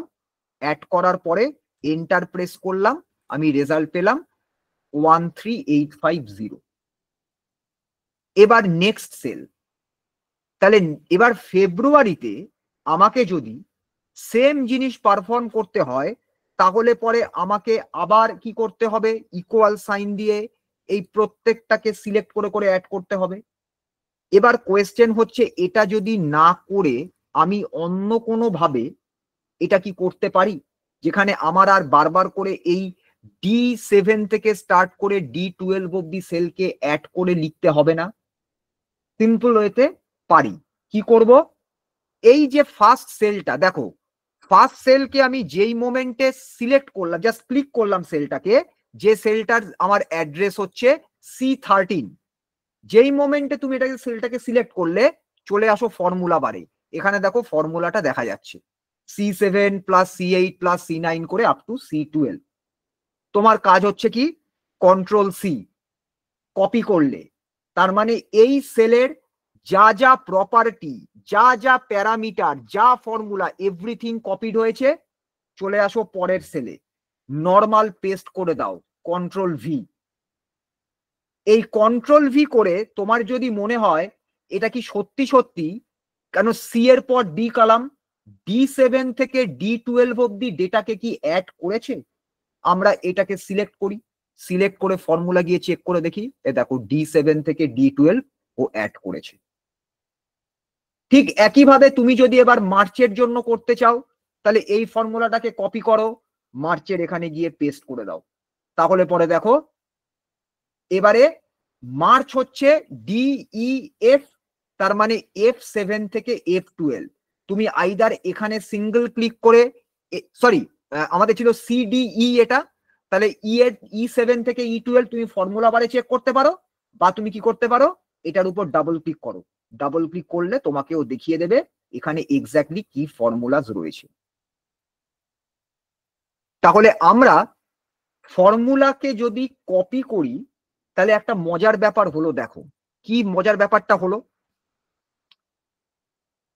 এখানে সেল ছিল সি, আমার মানে আমার রেঞ্জটা ছিল C7 টু C12, এখানে রেঞ্জটা কি ছিল D7 টু D12, এখানে রেঞ্জটা E7 টু E12। তার মানে আমি যখন সি এর কলামের ফর্মুলাকে কপি করে আমি তার পাশের ফর্মুলা, পাশের সেলে পেস্ট করছি, আমার কাছে এক্সেল লজিকটাকে সেম রাখছে। লজিকটা কি, এই যে পার্টিকুলার সেল, এখানে কতগুলো সেলকে ও অ্যাড করছে, C7 থেকে স্টার্ট করে C12, তাহলে দেখো ও অ্যাড করেছে 6টা সেলকে। তার মানে এক্সেলের লজিক হচ্ছে, আমি যখন এই ফর্মুলাটাকে কপি করে অন্য কোনো একটা সেলে পেস্ট করব, তখন ও ওই সেল থেকে স্টার্ট করে তার উপরে যে 6টা সেল রয়েছে সেই 6টা সেলকেও অ্যাড করবে। ভালো করে জিনিসটা চেক করে দেখো কোথায় চেঞ্জেস হবে। C7 টু C12, খুব ভালো কথা। আমি এই ফর্মুলাটা এবার সিলেক্ট করলাম, করে আমি এইখানে না প্লেস করে এই সেলটাতে আমি পেস্ট করলাম। ভ্যালুটা কত দেখাচ্ছে, 19,500। কেন 19,500 দেখাচ্ছে, কেন 13,200 দেখাচ্ছে না, 13,200? এবার এটাকে ডাবল ক্লিক করো। এবারে তুমি এই মোমেন্টে কত নাম্বার সেলে আছো দেখো, এই মোমেন্টে আমরা রয়েছি ডি কলাম আর 15th রো, তার মানে আমার সেলের অ্যাড্রেস হচ্ছে D15। ওর কাছে লজিকটা কি, এইখান থেকে যখন কপি হয়ে এখানে এসছে, যে সেলে আমি ফর্মুলাটা সমেত পুরো ব্যাপারটাকে পেস্ট করছি, ও তার থেকে ঠিক উপরে 6টা সেল অবধি যাচ্ছে। তাহলে 1 2 3 4 5 6। এবার এই সেলটা এমটি, এখানে কোনো ভ্যালু নেই, তার মানে ও অ্যাড করেছে এই কটা। তোমরা কেউ একজন ক্যালকুলেটারে এই 5টা ভ্যালুকে অ্যাড করে দেখো তো 19,500 আসছে কিনা, চেক করে দেখে আমাকে বলো। মোবাইলে ক্যালকুলেটর খুলে অ্যাড করে দেখে আমাকে বলো।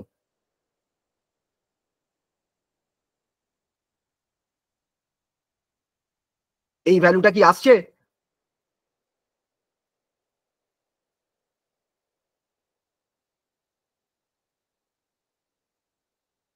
এই ভ্যালুটা পাচ্ছ? হ্যাঁ স্যার এটা আসছে। হ্যাঁ স্যার এটা আসছে। তাহলে কি হলো? ও কিন্তু এই ফর্মুলাটাকে তুমি জাস্ট কপি পেস্ট করেছো বলে ওর কাছে লজিকটা কি, এই ফর্মুলার লজিকটা যা সেটাই হচ্ছে ওর লজিক।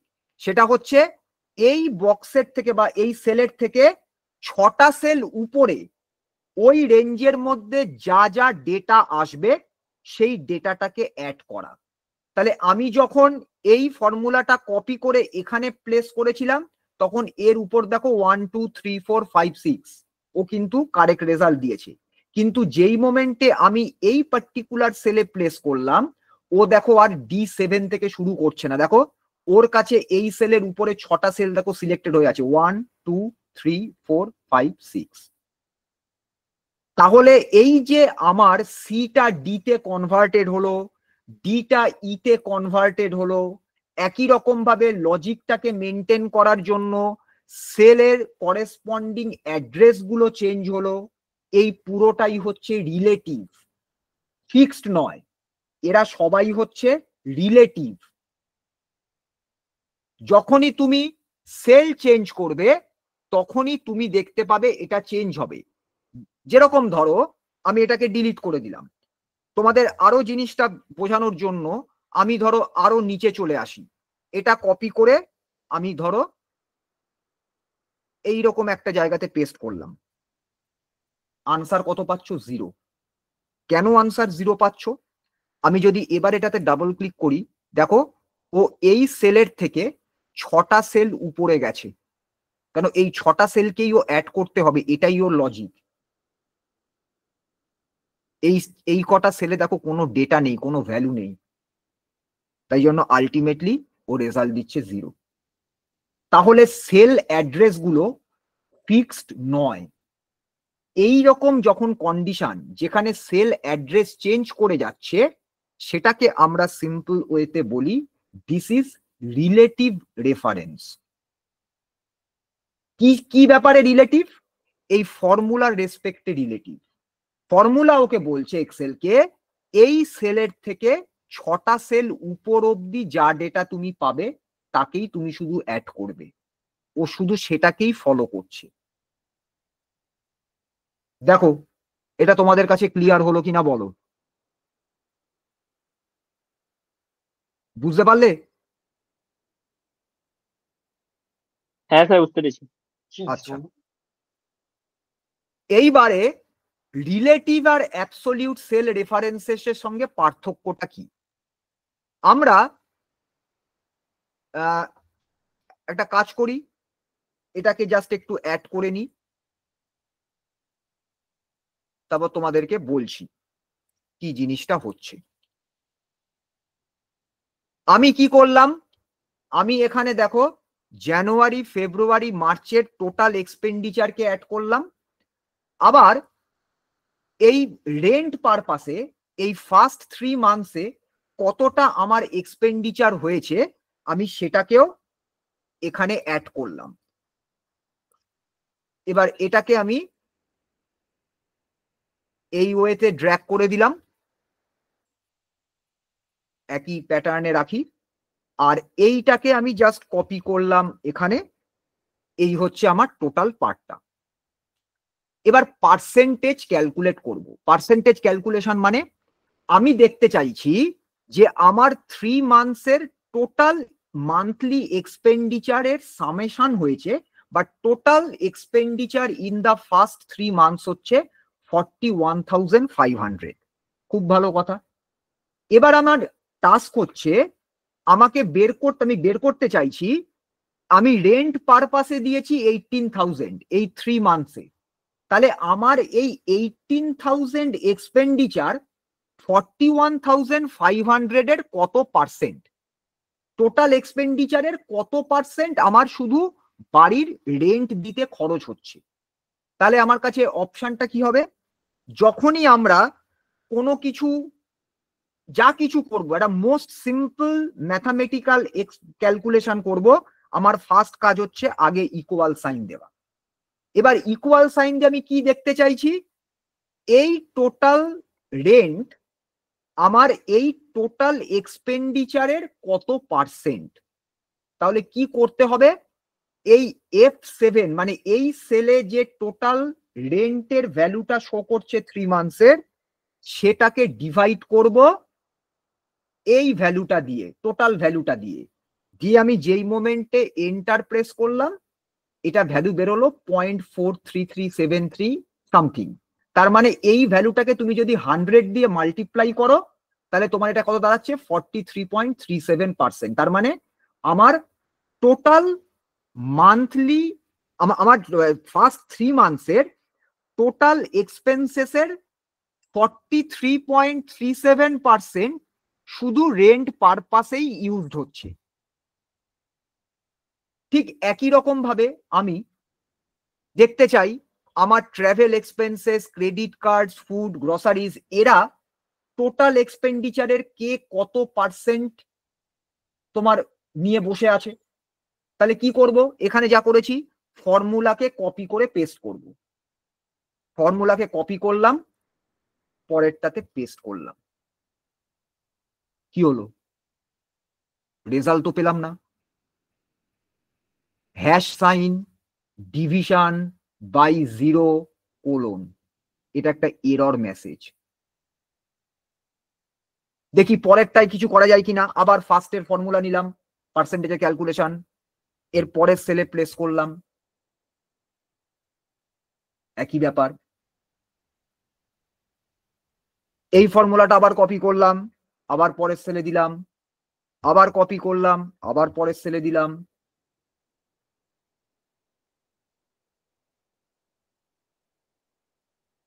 প্রবলেমটা কি হচ্ছে, প্রবলেমটা যেটা হচ্ছে, ভালো করে দেখো। আমি এটাতে ডাবল ক্লিক করলাম।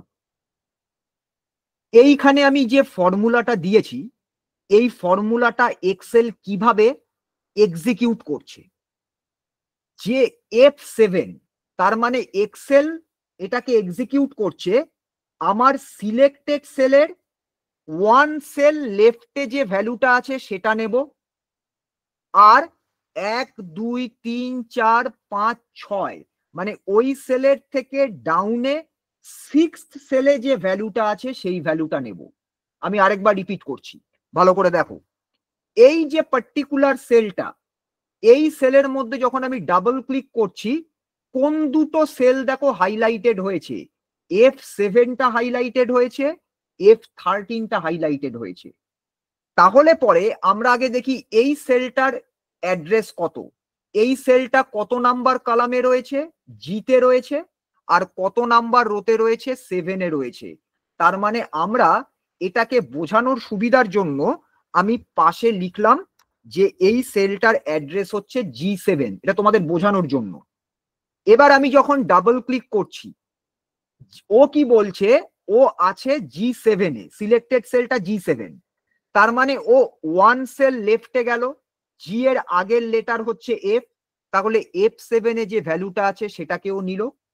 তারপরে দেখো 7-এর পরে 1 2 3 4 5 6, তার মানে ডাউনওয়ার্ড ডাইরেকশনে 6th সেলে যে ভ্যালুটা আছে সেই ভ্যালুটা দিয়ে ও লেফটের সেলের ভ্যালুকে ডিভাইড করলো। এইটা হচ্ছে ওর লজিক।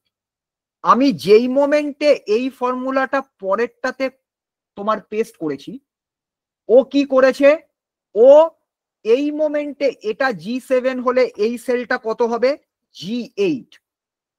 তার মানে ও G8 এর আগের লেফটের সেল মানে F8 নেবে, আর F8 এর থেকে ডাউনওয়ার্ড ডাইরেকশনে 6th সেলে যাবে।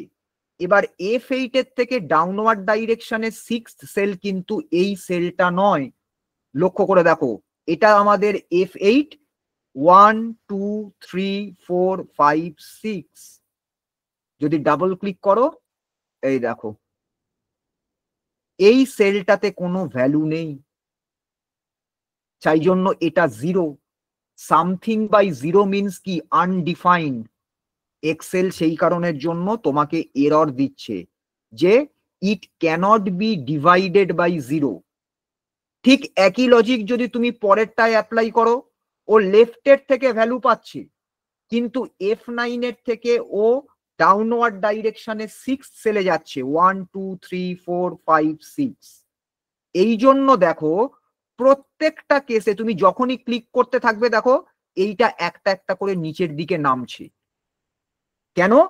তার কারণ এক্সেলের লজিক তুমি সেট করেছো 1 cell left divided by in the downward direction value in the 6th sell.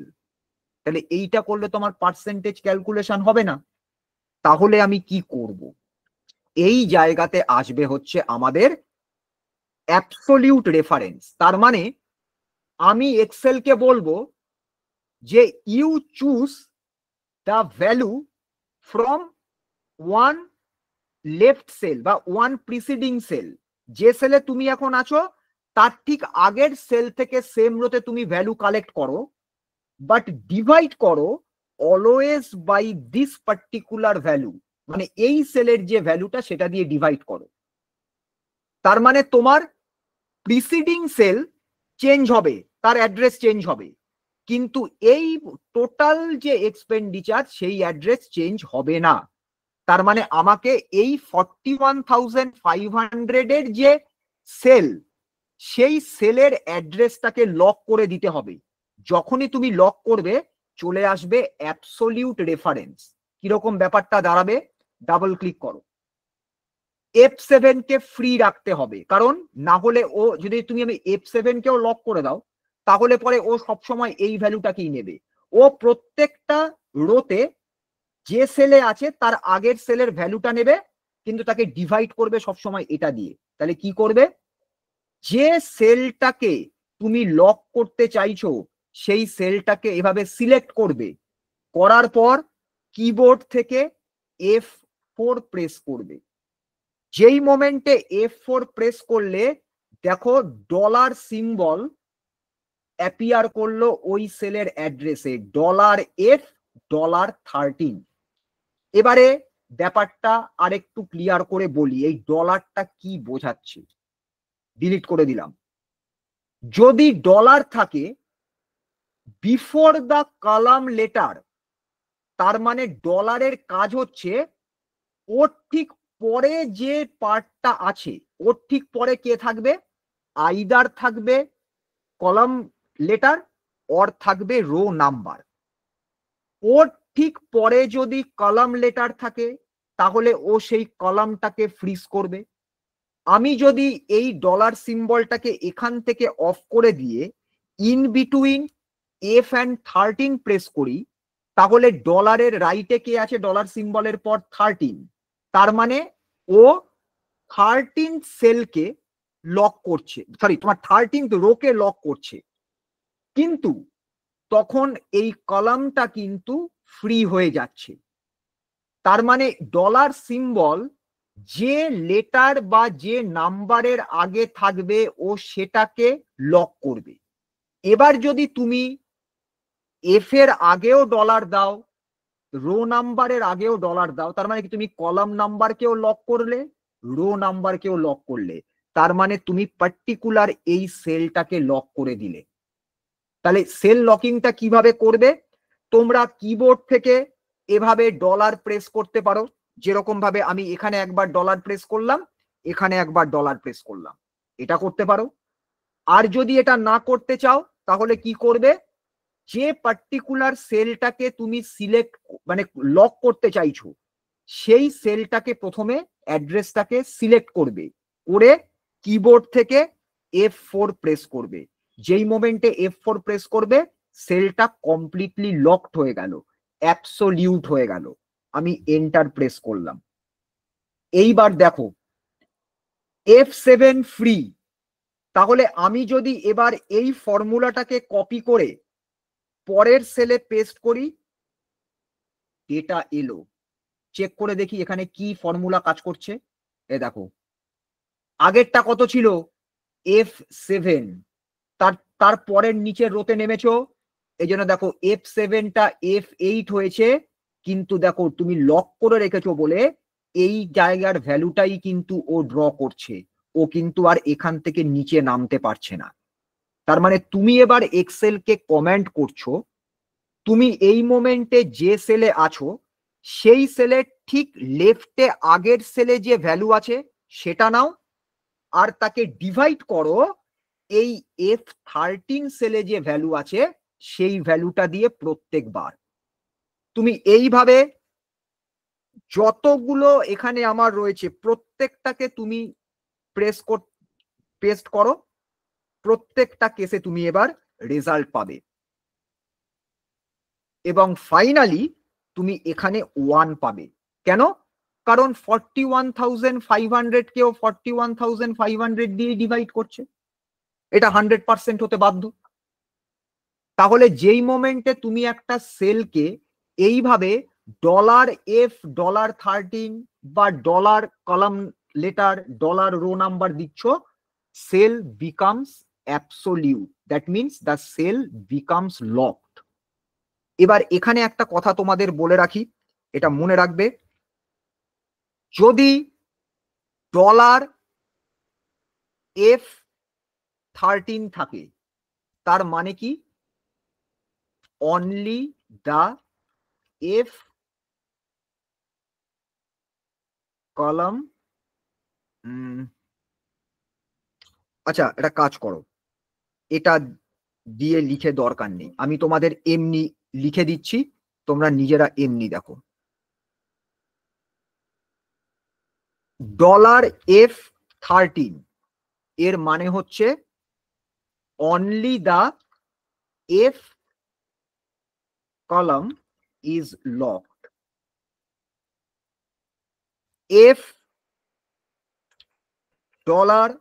$13, that means only the 13th row is locked। আর যদি এরকম থাকে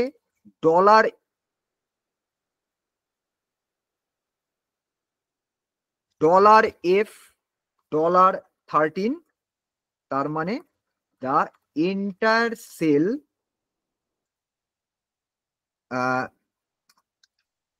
addressed as F13 is locked। এই ডিফারেন্সটা তোমাদের কাছে ক্লিয়ার হলো কিনা বলো? প্রত্যেকটা ডলার সিম্বলের মানে অ্যাপিয়ারেন্সটা কোথায় হলে কি তার মানে কনসিকোয়েন্সেস, এটা তোমরা সবাই বুঝতে পারলে কিনা বলো? সবার কাছে ক্লিয়ার হলো?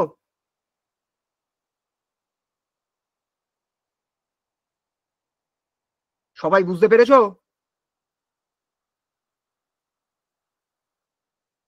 হ্যাঁ স্যার। একটু রেসপন্স করো বাবা, না হলে আমি বুঝবো কি করে তোমরা বুঝতে পারছো কিনা। তাহলে অ্যাবসোলিউট মানে ফিক্সড, আর যদি অ্যাবসোলিউট না হয় রিলেটিভ হয় তাহলে ভ্যারি করবে। আমরা যখন ফর্মুলাস ক্রিয়েট করব তখন আমরা দেখব আমাদের এই অ্যাবসোলিউট রিলেটিভ এগুলোকে কিন্তু আমাকে আমার অ্যাকর্ডিং টু মাই নিড আমাকে কিন্তু অ্যাপ্লাই করতে হবে। আমরা দেখব বিভিন্ন কেসে বিভিন্ন রকম ভাবে কিভাবে অ্যাপ্লাই করা যায়। তাহলে অ্যাবসোলিউট ভার্সেস রিলেটিভ রেফারেন্সেস এর মধ্যে ডিফারেন্সটা তোমাদের সবার কাছে ক্লিয়ার হলো কিনা বলো?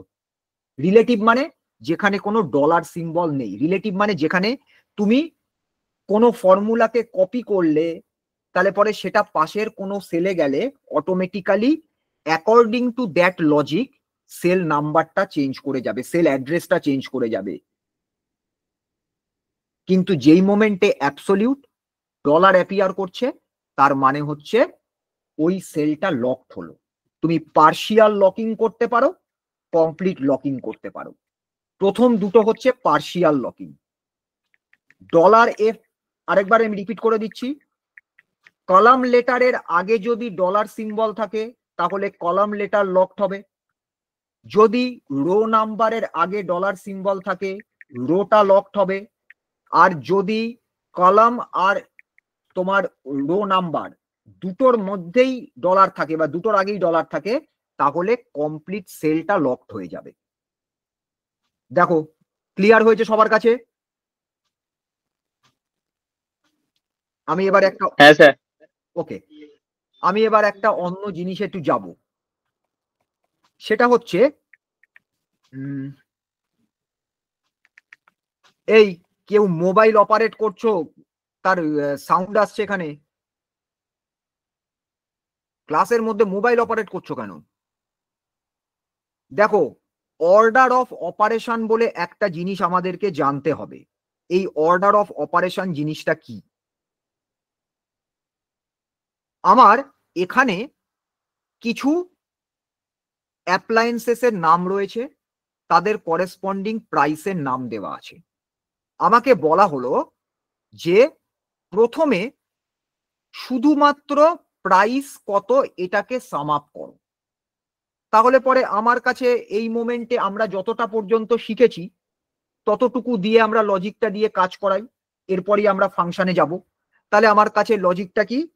এই সেল প্লাস এটা প্লাস এটা প্লাস এটা প্লাস এটা প্লাস এটা, এন্টার। আমার দেখা যাচ্ছে 35,500। এবার হচ্ছে জিএসটি, জিএসটি হচ্ছে 18%। তাহলে পরে জিএসটি আমি এখানে অ্যাপ্লাই করব কিভাবে? জিএসটি অ্যাপ্লাই করলে টোটাল প্রাইস বেড়ে যাবে। তাহলে বলো তো, এই 35,500 এর উপর যদি আমাকে 18% জিএসটি অ্যাপ্লাই করে আমাকে এখানে টোটাল ভ্যালুটা লিখতে হয়, তাহলে আমি কি ফর্মুলা ইউজ করব? কেউ বলতে পারবে?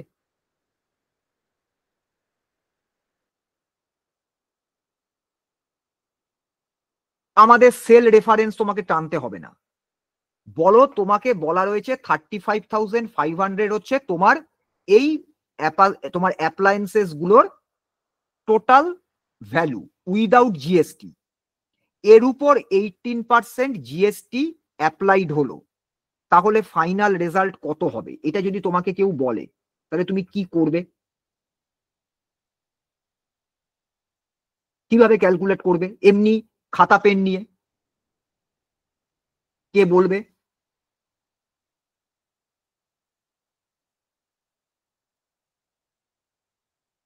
কেউ বলতে পারবে? আমি যদি এইভাবে ক্যালকুলেট করতে চাই, আমি কোনো ফর্মুলা লিখছি না। 35,500,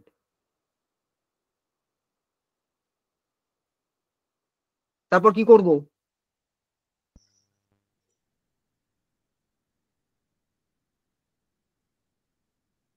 এইটিন পার্সেন্ট জিএসটি অ্যাপ্লাই করে ফাইনাল রেজাল্ট কত হবে এটা যদি আমাকে ইয়ে করতে বলে, তাহলে কি করতে হবে?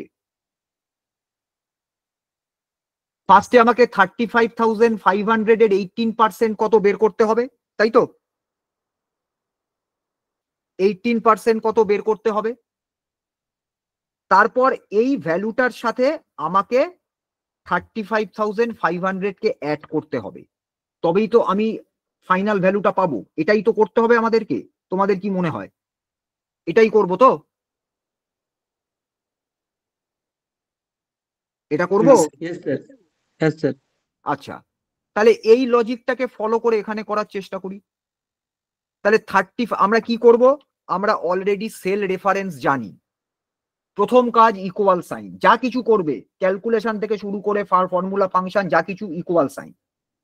এবার 35,500 কোথায় আছে? এই সেলে আছে। ইনটু মাল্টিপ্লাইড বাই এই 18% সেলের যেটা ভ্যালুটা রয়েছে 18% জিএসটি সেটা। এবারে ইন জেনারেল, 1 মিনিট দাঁড়াও, এটা লেখার আগে একটা জিনিস বলি। এইটা ইজ ইকুয়াল টু আমরা এরকম ভাবে লিখতে পারতাম না? 35,500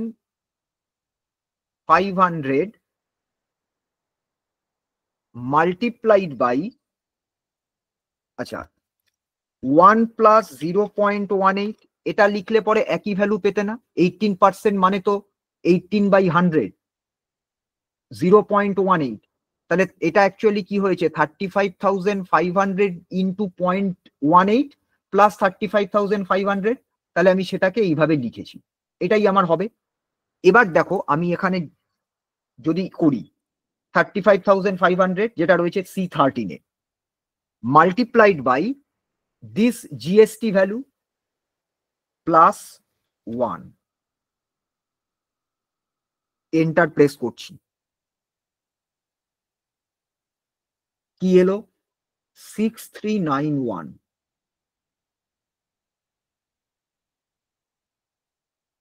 অবভিয়াসলি 6391 কারেক্ট রেজাল্ট নয়। 35,500 এর উপর 18% জিএসটি অ্যাপ্লাইড হলে ভ্যালু তো বাড়বে, ভ্যালুটা এখানে কমে গেল কেন? তার কারণ হচ্ছে আমি এইখানে যে টাস্কটা পারফর্ম করতে বলছি, এক্সেল একটা অর্ডার অফ অপারেশন যেটা ম্যাথামেটিক্সে মেনটেন হয়, ও সেই অর্ডার অফ অপারেশনকেই মেনটেন করছে। এই অর্ডার অফ অপারেশনে যদি এইভাবে থাকে তাহলে মাল্টিপ্লিকেশন আগে হবে, তারপর তোমার এডিশন হবে। আমি তোমাদের এই অর্ডারটা বলছি, এক্ষুনি বলবো। তাহলে ও কি করছে? এই C14 মানে যেখানে 18% রয়েছে, এর অ্যাকচুয়াল ভ্যালু কত? 0.18। কি করে বুঝবো? সেলটা সিলেক্ট করে F9 প্রেস করো। 0.18 হচ্ছে ওই সেলের ভ্যালু। তার মানে ও কি করছে? 35,500 কে 0.18 দিয়ে মাল্টিপ্লাই করছে, করে তারপর তার সাথে 1 অ্যাড করছে। এটা কিন্তু আমার এই রেজাল্ট দেবে না। তাহলে আমায় কি করতে হবে? তাহলে আমাকে যেটা করতে হবে সেটা হচ্ছে এই পার্টে আমাকে একটা ব্র্যাকেট অ্যাপ্লাই করতে হবে।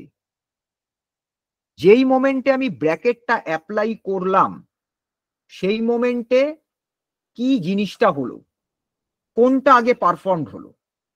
অর্ডার অফ অপারেশনের প্রথম যেটা অর্ডার, দ্যাট ইজ প্যারেনথেসিস মানে ব্র্যাকেট, উইদিন ব্র্যাকেট যেটা আছে আগে প্রথমে সেই ম্যাথামেটিক্যাল অপারেশনটা হবে, তারপর বাকি অর্ডার মেনটেন্ড হবে। যতক্ষণ অবধি এই ব্র্যাকেট ছিল, সরি, যতক্ষণ অবধি এই ব্র্যাকেটটা ছিল না, ততক্ষণ অবধি ওর ওই অর্ডার অফ অপারেশনের ফার্স্ট অর্ডার ছিল মাল্টিপ্লিকেশন আগে অ্যাপিয়ার করছে, তারপর অ্যাডিশন। কিন্তু যেই মোমেন্টে তুমি প্যারেনথিসিস অ্যাপ্লাই করলে, সঙ্গে সঙ্গে এই প্যারেনথিসিসের ভিতরে যে ম্যাথামেটিক্যাল তোমার পারফরমেন্সটাকে করতে হবে, বা যে ম্যাথামেটিক্যাল ইকুয়েশনটা আছে, ওকে আগে সেটা পারফর্ম করতে হবে। সেটা করার পর তারপরে ও যে ভ্যালুটা পাবে সেইটাকে দিয়ে ও মাল্টিপ্লাই করবে 35,500 এর ভ্যালুকে। এবার যদি তুমি এন্টার প্রেস করো, এইবার দেখো কারেক্ট রেজাল্ট পেলে 41,890। তাহলে অর্ডার অফ অপারেশন আমাদের বোঝা বা জেনে জানা বা মনে রাখা খুব দরকার। কেন?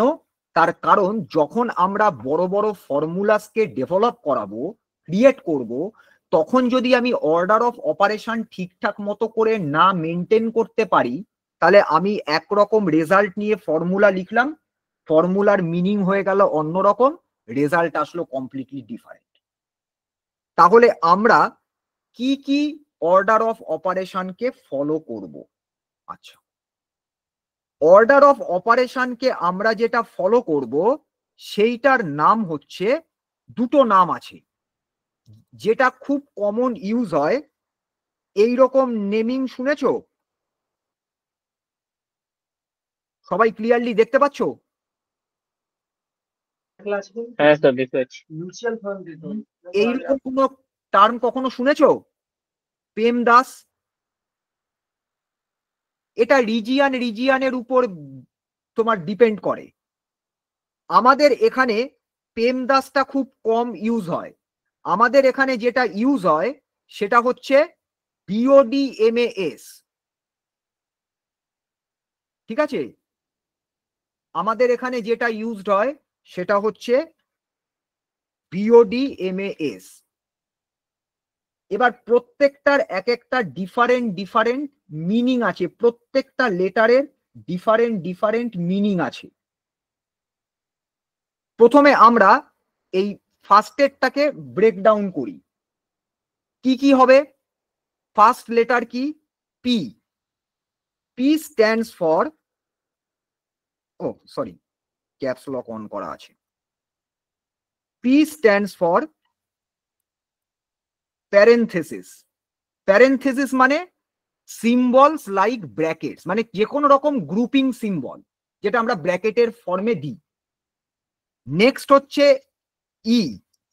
ই স্ট্যান্ডস ফর এক্সপোনেন্টস।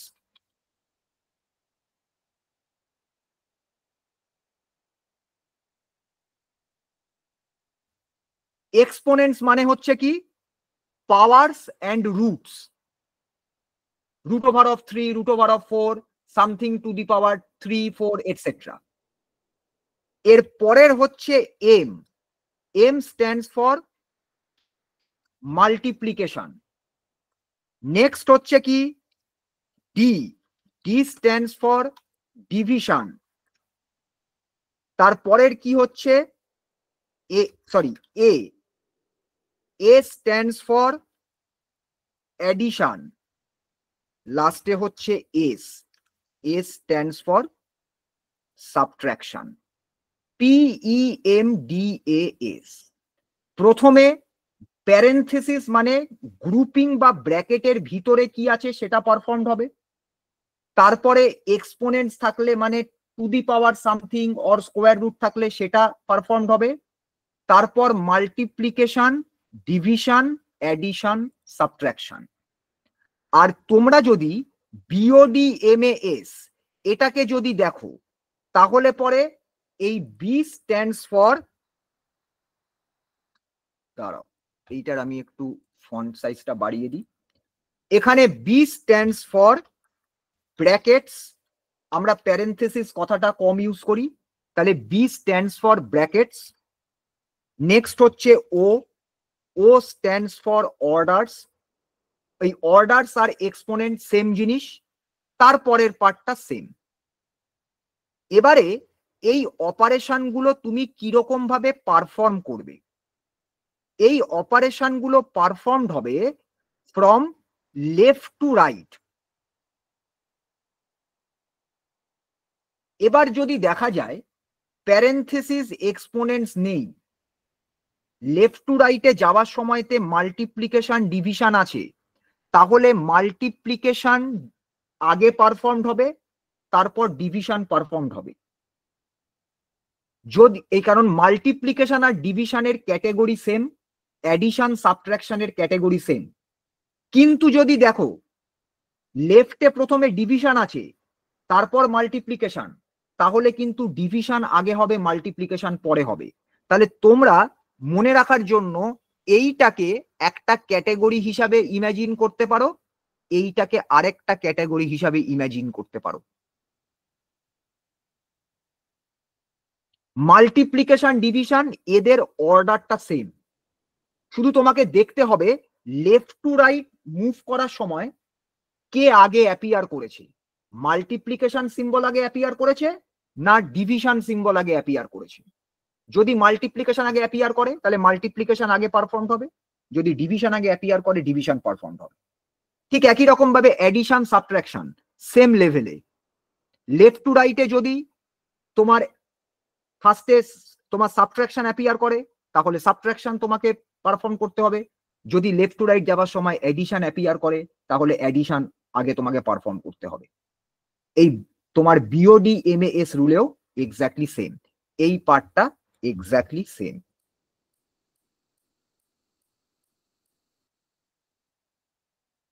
এই অর্ডার অফ অপারেশনটা তোমাদের সবার কাছে ক্লিয়ার হলো কিনা বলো।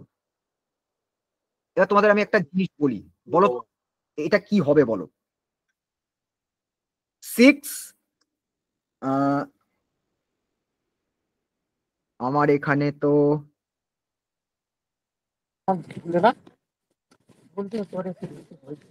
এই এই কার মাইক অন আছে, মাইক অফ করো। মানে মিস হচ্ছে আমার অনেক নেট লাগছে আমার। এই কার মাইক অন রয়েছে, মাইক অফ করো। এটা না টাচ ভুল হয়েছে। কি ভুল হয়েছে? মানে ছোট খেলা চলে টানি না বোঝা যায় এই। এই যারা ক্লাস করছো এখানে, এই টিম ক্রিটিক্যাল এটা ক্লাস হচ্ছে, এটা রেকর্ড হচ্ছে, তুমি মাইক অন করে ওখানে কথা বলছো লোকের সঙ্গে।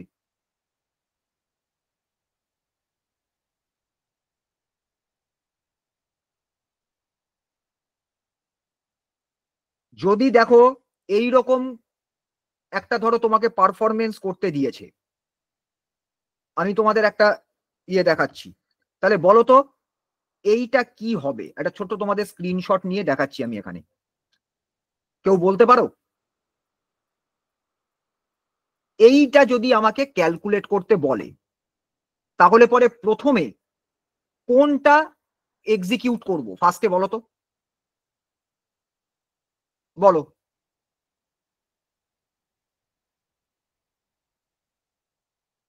এই রুলটা ফলো করো, এই PEMDAS, বলো প্রথমে কোনটা কোনটা এক্সিকিউট করব? যেটা তোমরা বলবে আমি সেটা লিখবো এখানে।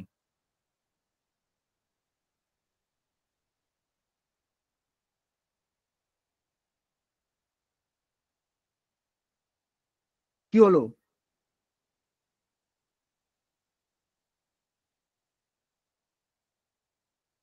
আরে কেউ তো রেসপন্স করো।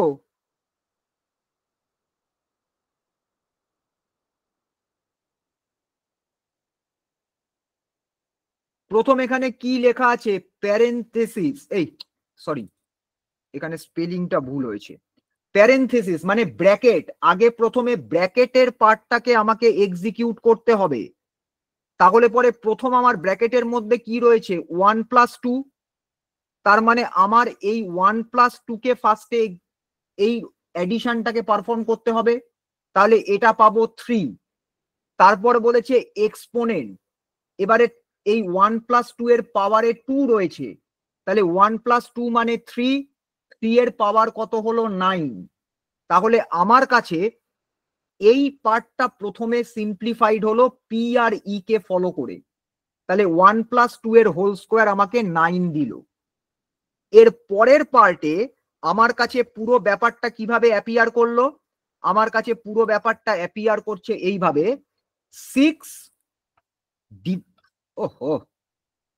6 divided by 2 into 9 minus 4।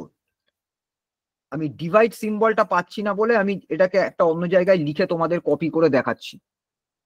6 divided by 2 into 9 minus 4। আমাদের পি আর ই এর ফাংশন ডান। এবার আমার এম থেকে এস অব্দি যাও। আমি কি বললাম?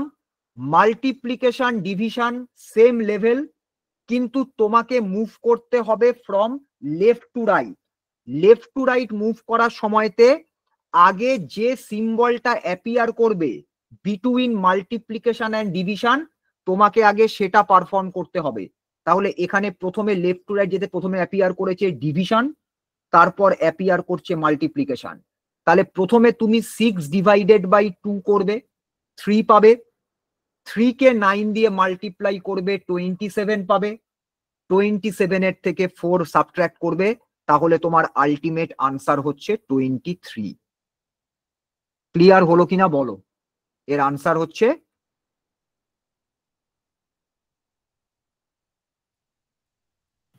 Yes sir. বুঝতে পেরেছো? যদি এরকম হতো এই -4 এর পর +1, তখন মাইনাসটা আগে করতে হতো, সাবট্রাকশন আগে হতো, তারপর 1টাকে অ্যাড করতে হতো।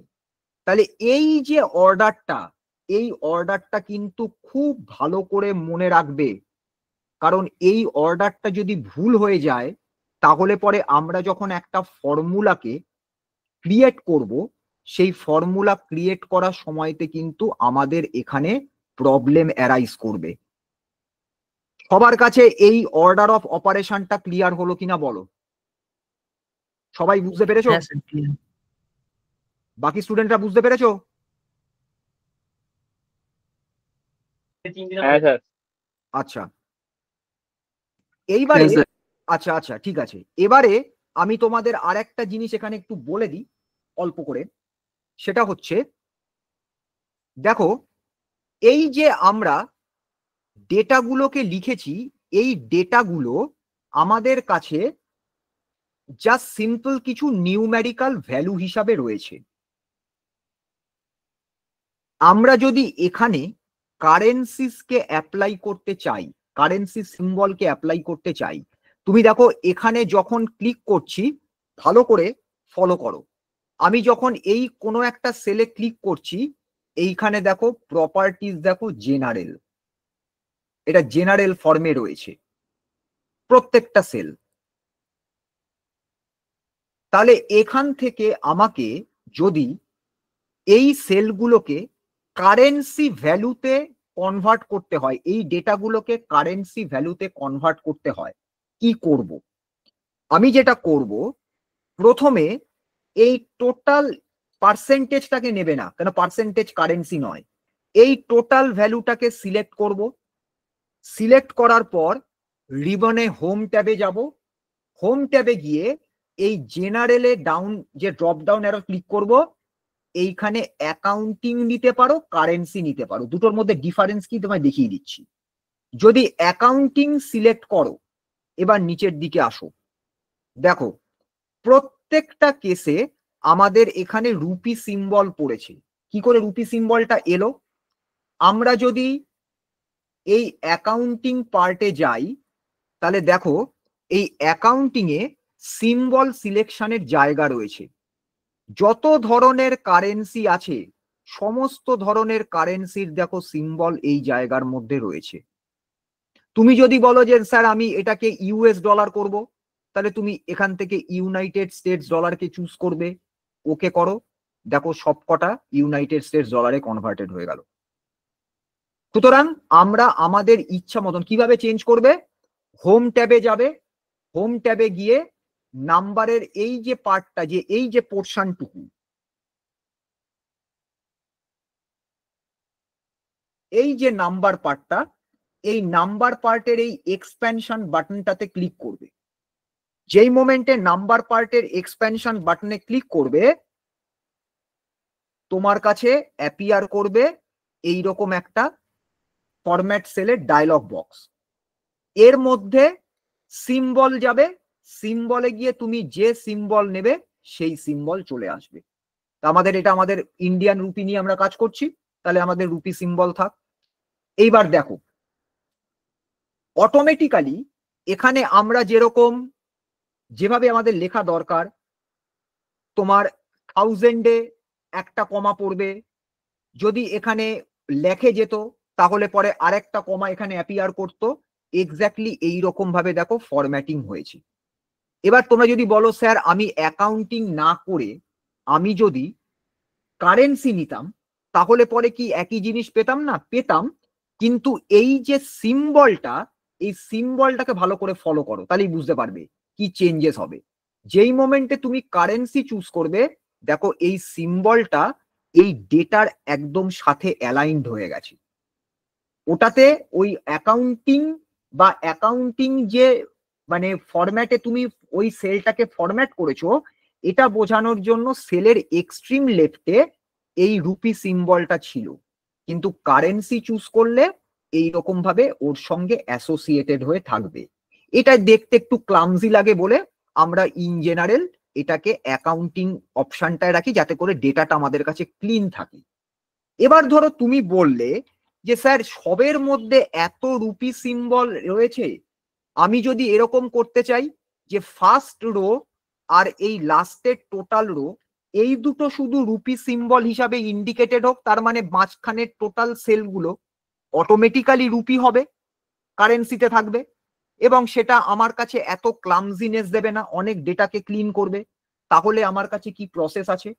তাহলে এটা আমরা এই পোর্শনটাকে সিলেক্ট করব, করে এখান থেকে এটাকে কিন্তু আবার জেনারেল করে দিও না, জেনারেল করবে না, এটা অ্যাকাউন্টিংই থাকবে। শুধুমাত্র এইখানে এই যে কমা স্টাইল রয়েছে, এই কমা স্টাইলটাতে ক্লিক করো। এক মিনিট দাঁড়াও। যেই মোমেন্টে কমা স্টাইলটাতে ক্লিক করলে, এইবার দেখো ডেটাটা অনেক ক্লিন হয়ে গেল।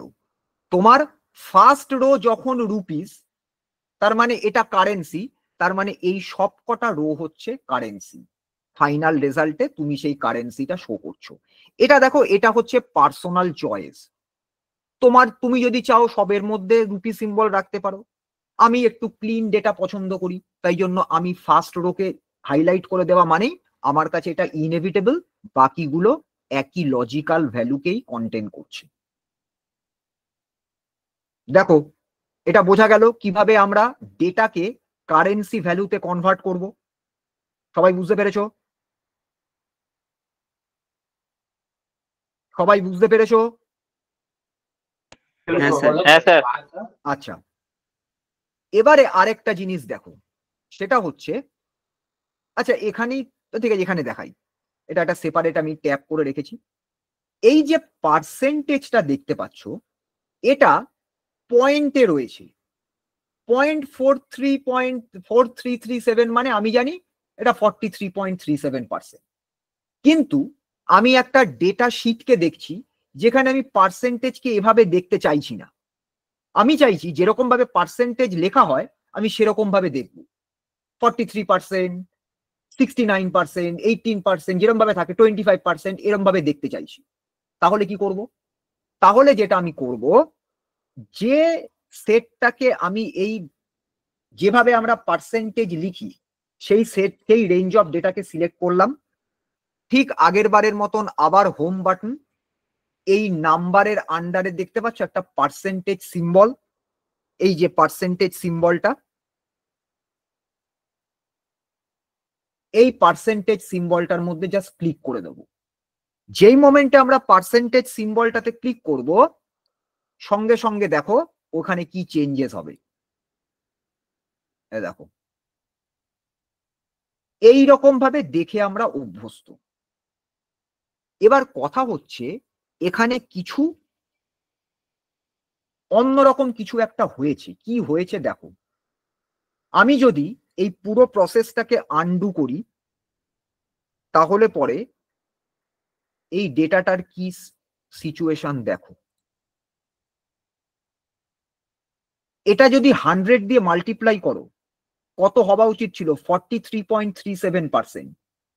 এটাকে যদি আমি এই ডেটাটাকে কপি করে পাশে পেস্ট করে রাখছি অ্যাজ ভ্যালুস, যাতে আমার কাছে কম্পেয়ার করতে সুবিধা হয়। আমি এই পার্টটাকে সিলেক্ট করলাম, ঠিক আগের বারের মতন হোম ট্যাবে গেলাম, এইখানে গিয়ে পার্সেন্টেজ সিলেক্ট করলাম, তাহলে এটা পার্সেন্টেজ হলো। এইবার দুটো ভ্যালুকে ভালো করে চেক করো, এটা 43%, কিন্তু এখানে ডেটা কত? এখানে ডেটা কি 43% ছিল, না এটা 100 দিয়ে মাল্টিপ্লাই করলে 43.37% হবার কথা ছিল? এটা তো ছিল 0.0698, তাহলে 100 দিয়ে মাল্টিপ্লাই করলে এটা হওয়া উচিত ছিল 6.98, এটাকেও শো করছে 7%। এটা হওয়ার কথা ছিল 18.31, এটাকেও 18% করে দিয়েছে। এটা 14.69, এটাকেও রাউন্ড অফ করে 15, মানে কি ও সব কটাকে রাউন্ড অফ করেছে। আমি এই রাউন্ডিং অফটা ধরো চাইছি না, আমি চাইছি এক্স্যাক্টলি যা সেটাই শো করুক, অ্যাটলিস্ট 2 ডেসিমালস। এক্সাক্ট দরকার নেই, এখানে এত বড় পার্সেন্টেজ আমার দরকার নেই, আমি 2 ডেসিমালস অব্দি পার্সেন্টেজকে রাখতে চাই। তাহলে পরে কি করব? এরপরে তোমাদের আরেকটা স্টেপ পারফর্ম করতে হবে, কারণ অনেক সময় যখন তোমরা কোনো ধরো বিগ ডেটাকে অ্যানালাইজ করে রিপোর্ট ক্রিয়েট করবে, সেখানে কিন্তু দেখবে যেখানে লার্জ অ্যামাউন্ট অফ মানির ধরো ট্রানজাকশনের ডিটেলিং রয়েছে, সেখানে এই 0.37% বা 0.31% এগুলো কিন্তু লার্জ স্কেলে ম্যাটার করে। তাই জন্য আমি চাইছি 43%, 7% এরকম করে রাউন্ড অফ না হয়ে অ্যাটলিস্ট 2 ডেসিমালস অব্দি আমার কাছে ডেটাটা অ্যাপিয়ার করুক। তাহলে প্রথম স্টেপে আমি পার্সেন্টেজ অ্যাপ্লাই করেছি, এবার সেকেন্ড স্টেপে কি করব? সেকেন্ড স্টেপে যেটা করব, এই সেলটাকে পুরোটা, এই পুরো ডেটা সেটটাকে, রেঞ্জটাকে আমি সিলেক্ট করলাম। আগের বারের মতন আবার হোমে গেলাম, আবার এই নাম্বার তোমার ক্যাটেগরির আন্ডারে এলাম। এই নাম্বার ক্যাটেগরির আন্ডারে দেখো এইখানে এই দুটো সিম্বল রয়েছে। এই সিম্বলটার নাম হচ্ছে ডেসিমাল ইনক্রিজ করাও, আর এই সিম্বলটার মানে হচ্ছে ডেসিমাল ডিক্রিজ করাও। তার মানে আমি যদি এইটাকে একবার প্রেস করি 1 ডেসিমাল ইনক্রিজ করবে, 2 দুবার সেকেন্ড টাইম প্রেস করলে 2 ডেসিমাল ইনক্রিজ করবে। আর যদি আমি ডেসিমালকে ডিক্রিজ করাতে চাই, একবার ক্লিক করলে 1 ডেসিমাল ডিক্রিজ করবে, সেকেন্ড টাইম ক্লিক করলে সেকেন্ড ডেসিমাল ডিক্রিজ করবে। দেখো তাহলে পরে কি দাঁড়াচ্ছে, আমি এই ডেটাটাকে সিলেক্ট করলাম, সিলেক্ট করে হোম গেলাম, হোম ট্যাবে এই পার্টে এসে আমি প্রথমে একবার ডেসিমালকে ইনক্রিজ করলাম, একবার ক্লিক করলাম, দেখো এখনো রাউন্ড অফ রয়েছে 43.37 ও 1 ডেসিমাল প্লেসেস শো করছে, তাই জন্য 3 এর পর 7 আছে বলে 3 কে রাউন্ড অফ করে 4 করে দিয়েছি। কিন্তু আমি চাইছি 2 ডেসিমালস, তাহলে আবার এখানে যাব, গিয়ে আমরা এটাকে আরেকবার ডেসিমালকে ইনক্রিজ করার জন্য সেকেন্ড ক্লিক করব। এইবার এসো, এবার চেক করে দেখো 43.37 43.37, এটা হচ্ছে তুমি যদি 100 দিয়ে মাল্টিপ্লাই করো এটা হবে 6.987, 8 এর পর 7 আছে তাই জন্য 6.99।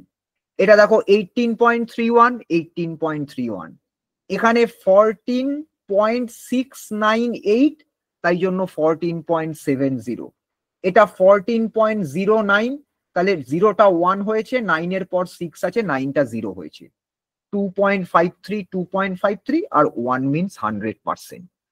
এই যে পার্টটা এলো, এই পার্টটা দেখো খুব অ্যাকিউরেট একটা পার্সেন্টেজ আমাকে শো করছে along with proper decimal points. তাহলে পার্সেন্টেজ আমরা কিভাবে অ্যাপ্লাই করব? পার্সেন্টেজ অ্যাপ্লাই করতে যেটা ফ্র্যাকশনে থাকবে সেই ডেটাটাকে সিলেক্ট করব, হোম ট্যাবের আন্ডারে আমরা এই পার্সেন্টেজ সিম্বলে ক্লিক করব, করে আমরা ডেসিমালকে 2 প্লেসেস ইনক্রিজ করে দেব। এর থেকে বেশি ডেসিমালে আমাদের পার্সেন্টেজ শো করানোর কোনো দরকার নেই। তাহলে ফরম্যাটিং পার্সেন্টেজ কিভাবে করতে হয় সেটা তোমাদের কাছে আমি দেখালাম, তোমাদের ক্লিয়ার হলো কিনা বলো, সবাই কি বুঝতে পারলে?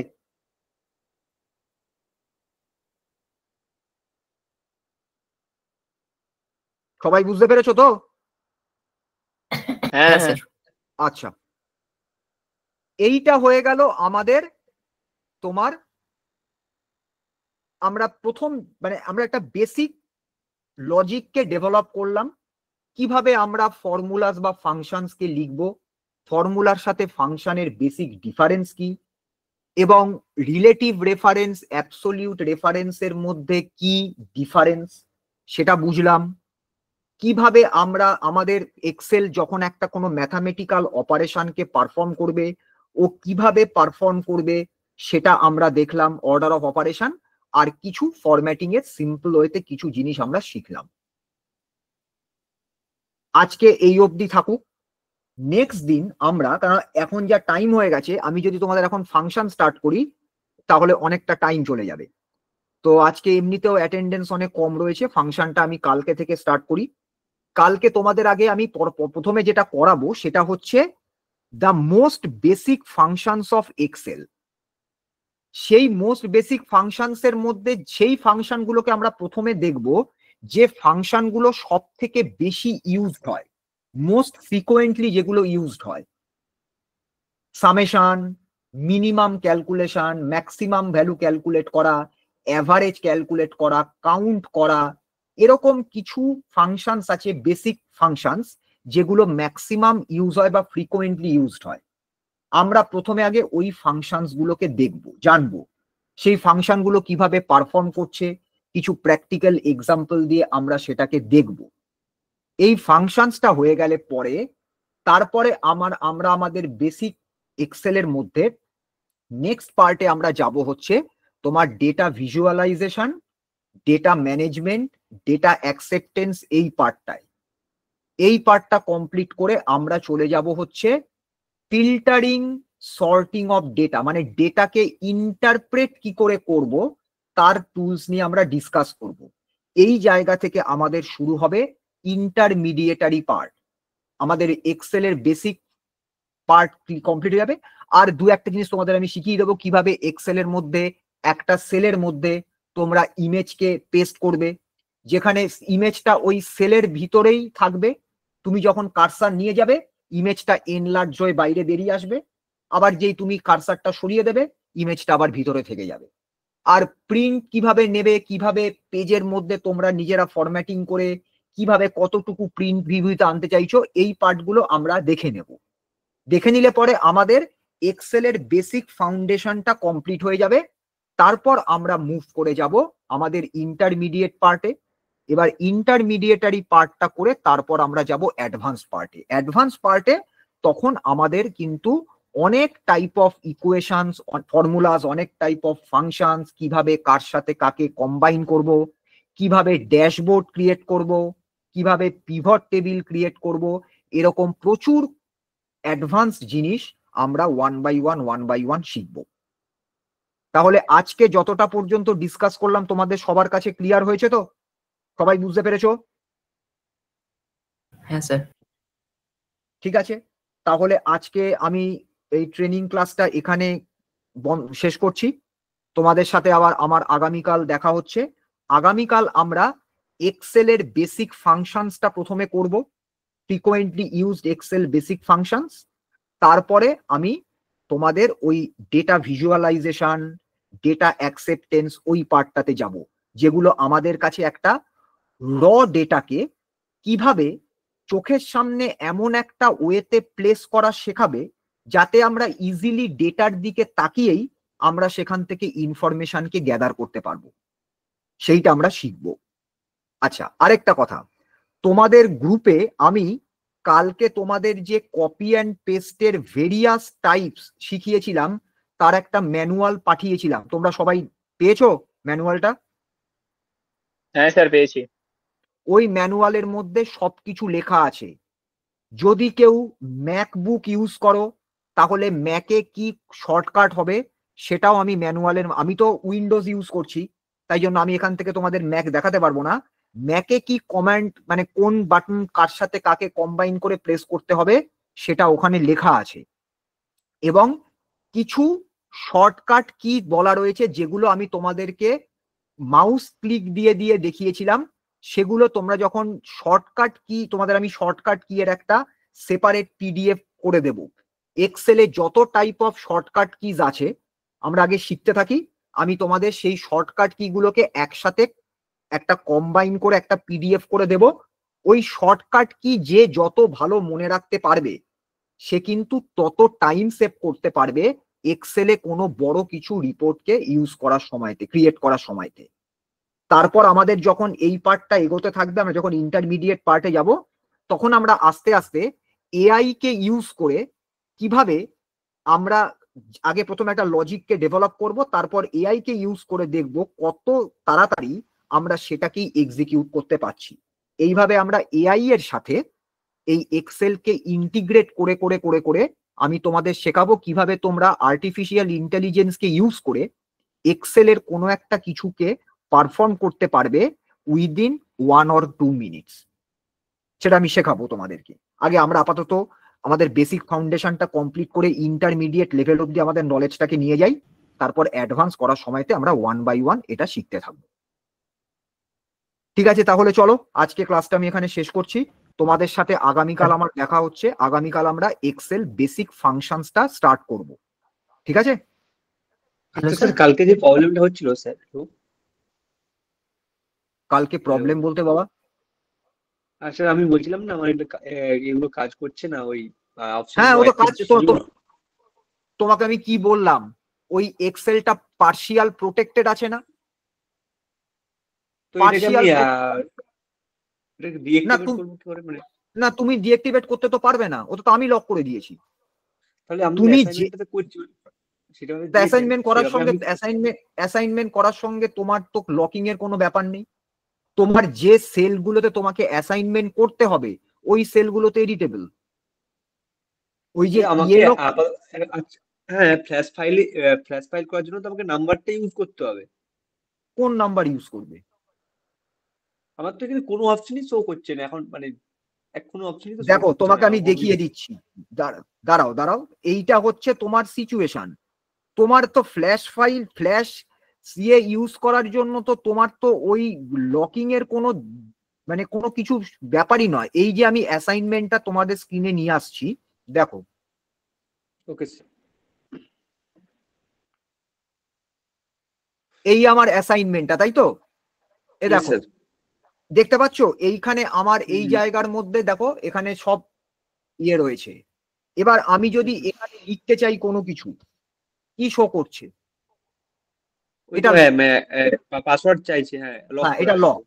এবার আমার কাছে এডিটেবল জায়গা কোনটা? এইটা, customer first name, customer last name. এখানে আমি লিখলে কিছু কি শো করছে? শো করছে না। তা এবার আমি যদি ফ্ল্যাশ ফিল অ্যাপ্লাই করি, তাহলে আমাকে এখানে ফ্ল্যাশ ফিল অ্যাপ্লাই করে বলেছে কাস্টমার ফার্স্ট নেমকে এই হ্যাঁ স্যার, আমার ওই কাস্টমার ফার্স্ট নেম আর লাস্ট নেমে কোনো প্রবলেম হচ্ছে না, আমার কাস্টমার ইমেল থেকে প্রবলেম হচ্ছে, আমি আর করতে পারছি না। ওই কেন জন্য আমি পারবে না? কমপ্লিট করে নিয়েছি। আমার কাছে আসছে না, আমি অরুণ অ্যাট দ্য রেটে যে আমার কাছে অ্যাট দ্য রেট আসছে না, click control plus at the rate করছি, আসছে না। এই তো তারপরে গিয়ে কন্ট্যাক্ট ডেটে খোঁজার জন্য চেষ্টা করছি, হচ্ছে না। কন্ট্রোল কেন, শিফট টিপে অ্যাট দ্য রেট দেবে। কন্ট্রোল কেন দেবে?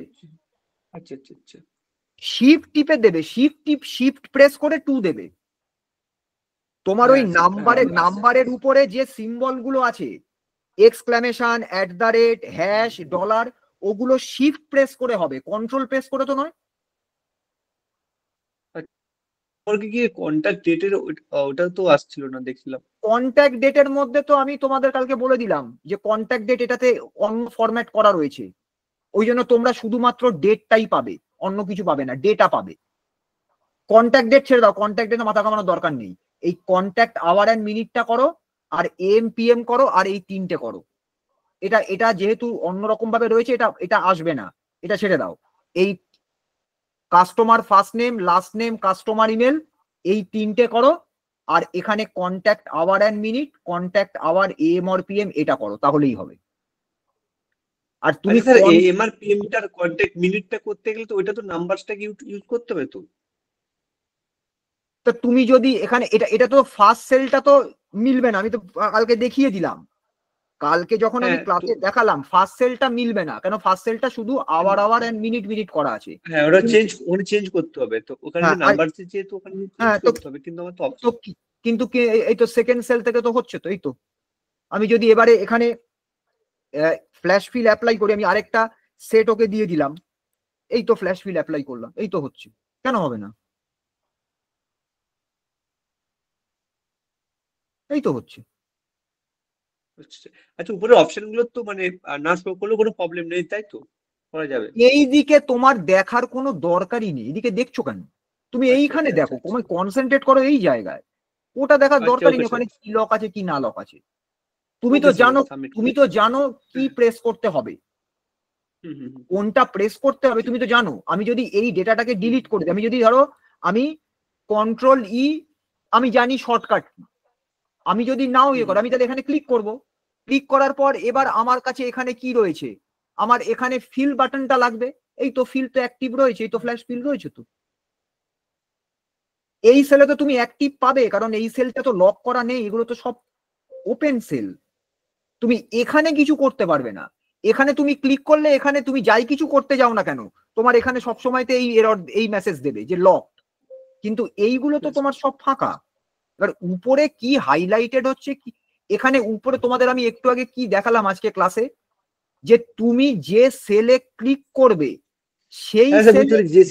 যে সেলটা আমার দরকার সেটাই খালি অ্যাক্টিভ থাকবে, বাকিগুলো নন অ্যাক্টিভ না না থাকবে। না, শুধু তাই নয়, ওই সেলে তুমি কি ডেটা দিতে পারো এটা এক্সেল প্রেডিক্ট করে ও শুধু সেই অপশন গুলোকে তোমার কাছে অ্যাক্টিভ রাখবে, বাকিগুলোকে ও অটোমেটিক্যালি তোমার কাছ থেকে অফ করে রাখবে। ওকে। এটা প্রোটেক্টেড হোক বা আনপ্রোটেক্টেড হোক, সবেতেই ও একই জিনিস করবে। আচ্ছা, ঠিক আছে, করে দিচ্ছি এটা। বুঝতে পেরেছো? ওটা কন্ট্রোল নয়, বুঝেছো তো? ওটা হচ্ছে তোমার শিফট টিপে। হ্যাঁ স্যার।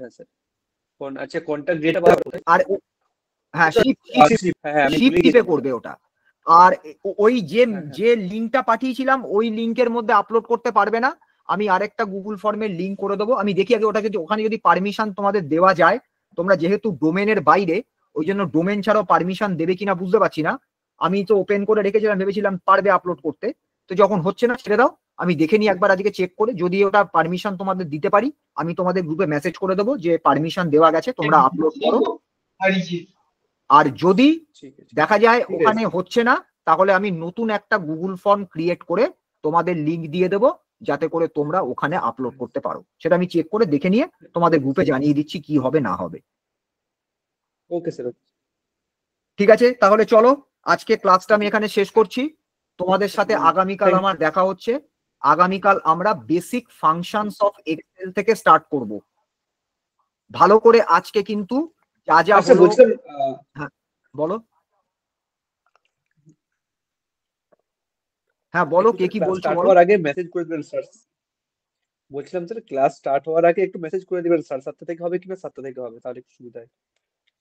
কেন, আমি তো গ্রুপের মধ্যে তো তোমাদের মিটিং লিংক পোস্ট করে দিয়েছি, সেই মিটিং লিংকের মধ্যেই তো টাইম দেওয়া রয়েছে। সে তো তোমাদের আজকে একটু কখন তাড়াতাড়ি post 7:30 করে দিই। বলেছি। হ্যাঁ আজকে 7টার সময়, তো লিংকটা খুলে দেখো টাইম কটা লেখা আছে, নিজে খুলে দেখো। আচ্ছা ঠিক আছে। যে যে লিংকটা পোস্ট করেছি সেই লিংকটা খুলে দেখো, দেখো ওখানে 7টা থেকে টাইম লেখা আছে, 7টা থেকে 9টা। ওই Okay. লিংক যখন পোস্ট করব, লিংকের মেসেজটা দেখবে ওর মধ্যেই টাইম লেখা থাকে। ঠিক Okay, আছে, sir. ঠিক আছে, চলো তাহলে আজকে ক্লাসটা আমি এখানে এন্ড করছি, তোমাদের সাথে কালকে আবার দেখা হচ্ছে। Good night to everybody. Okay, sir. Thank you, sir. Good night. Hmm.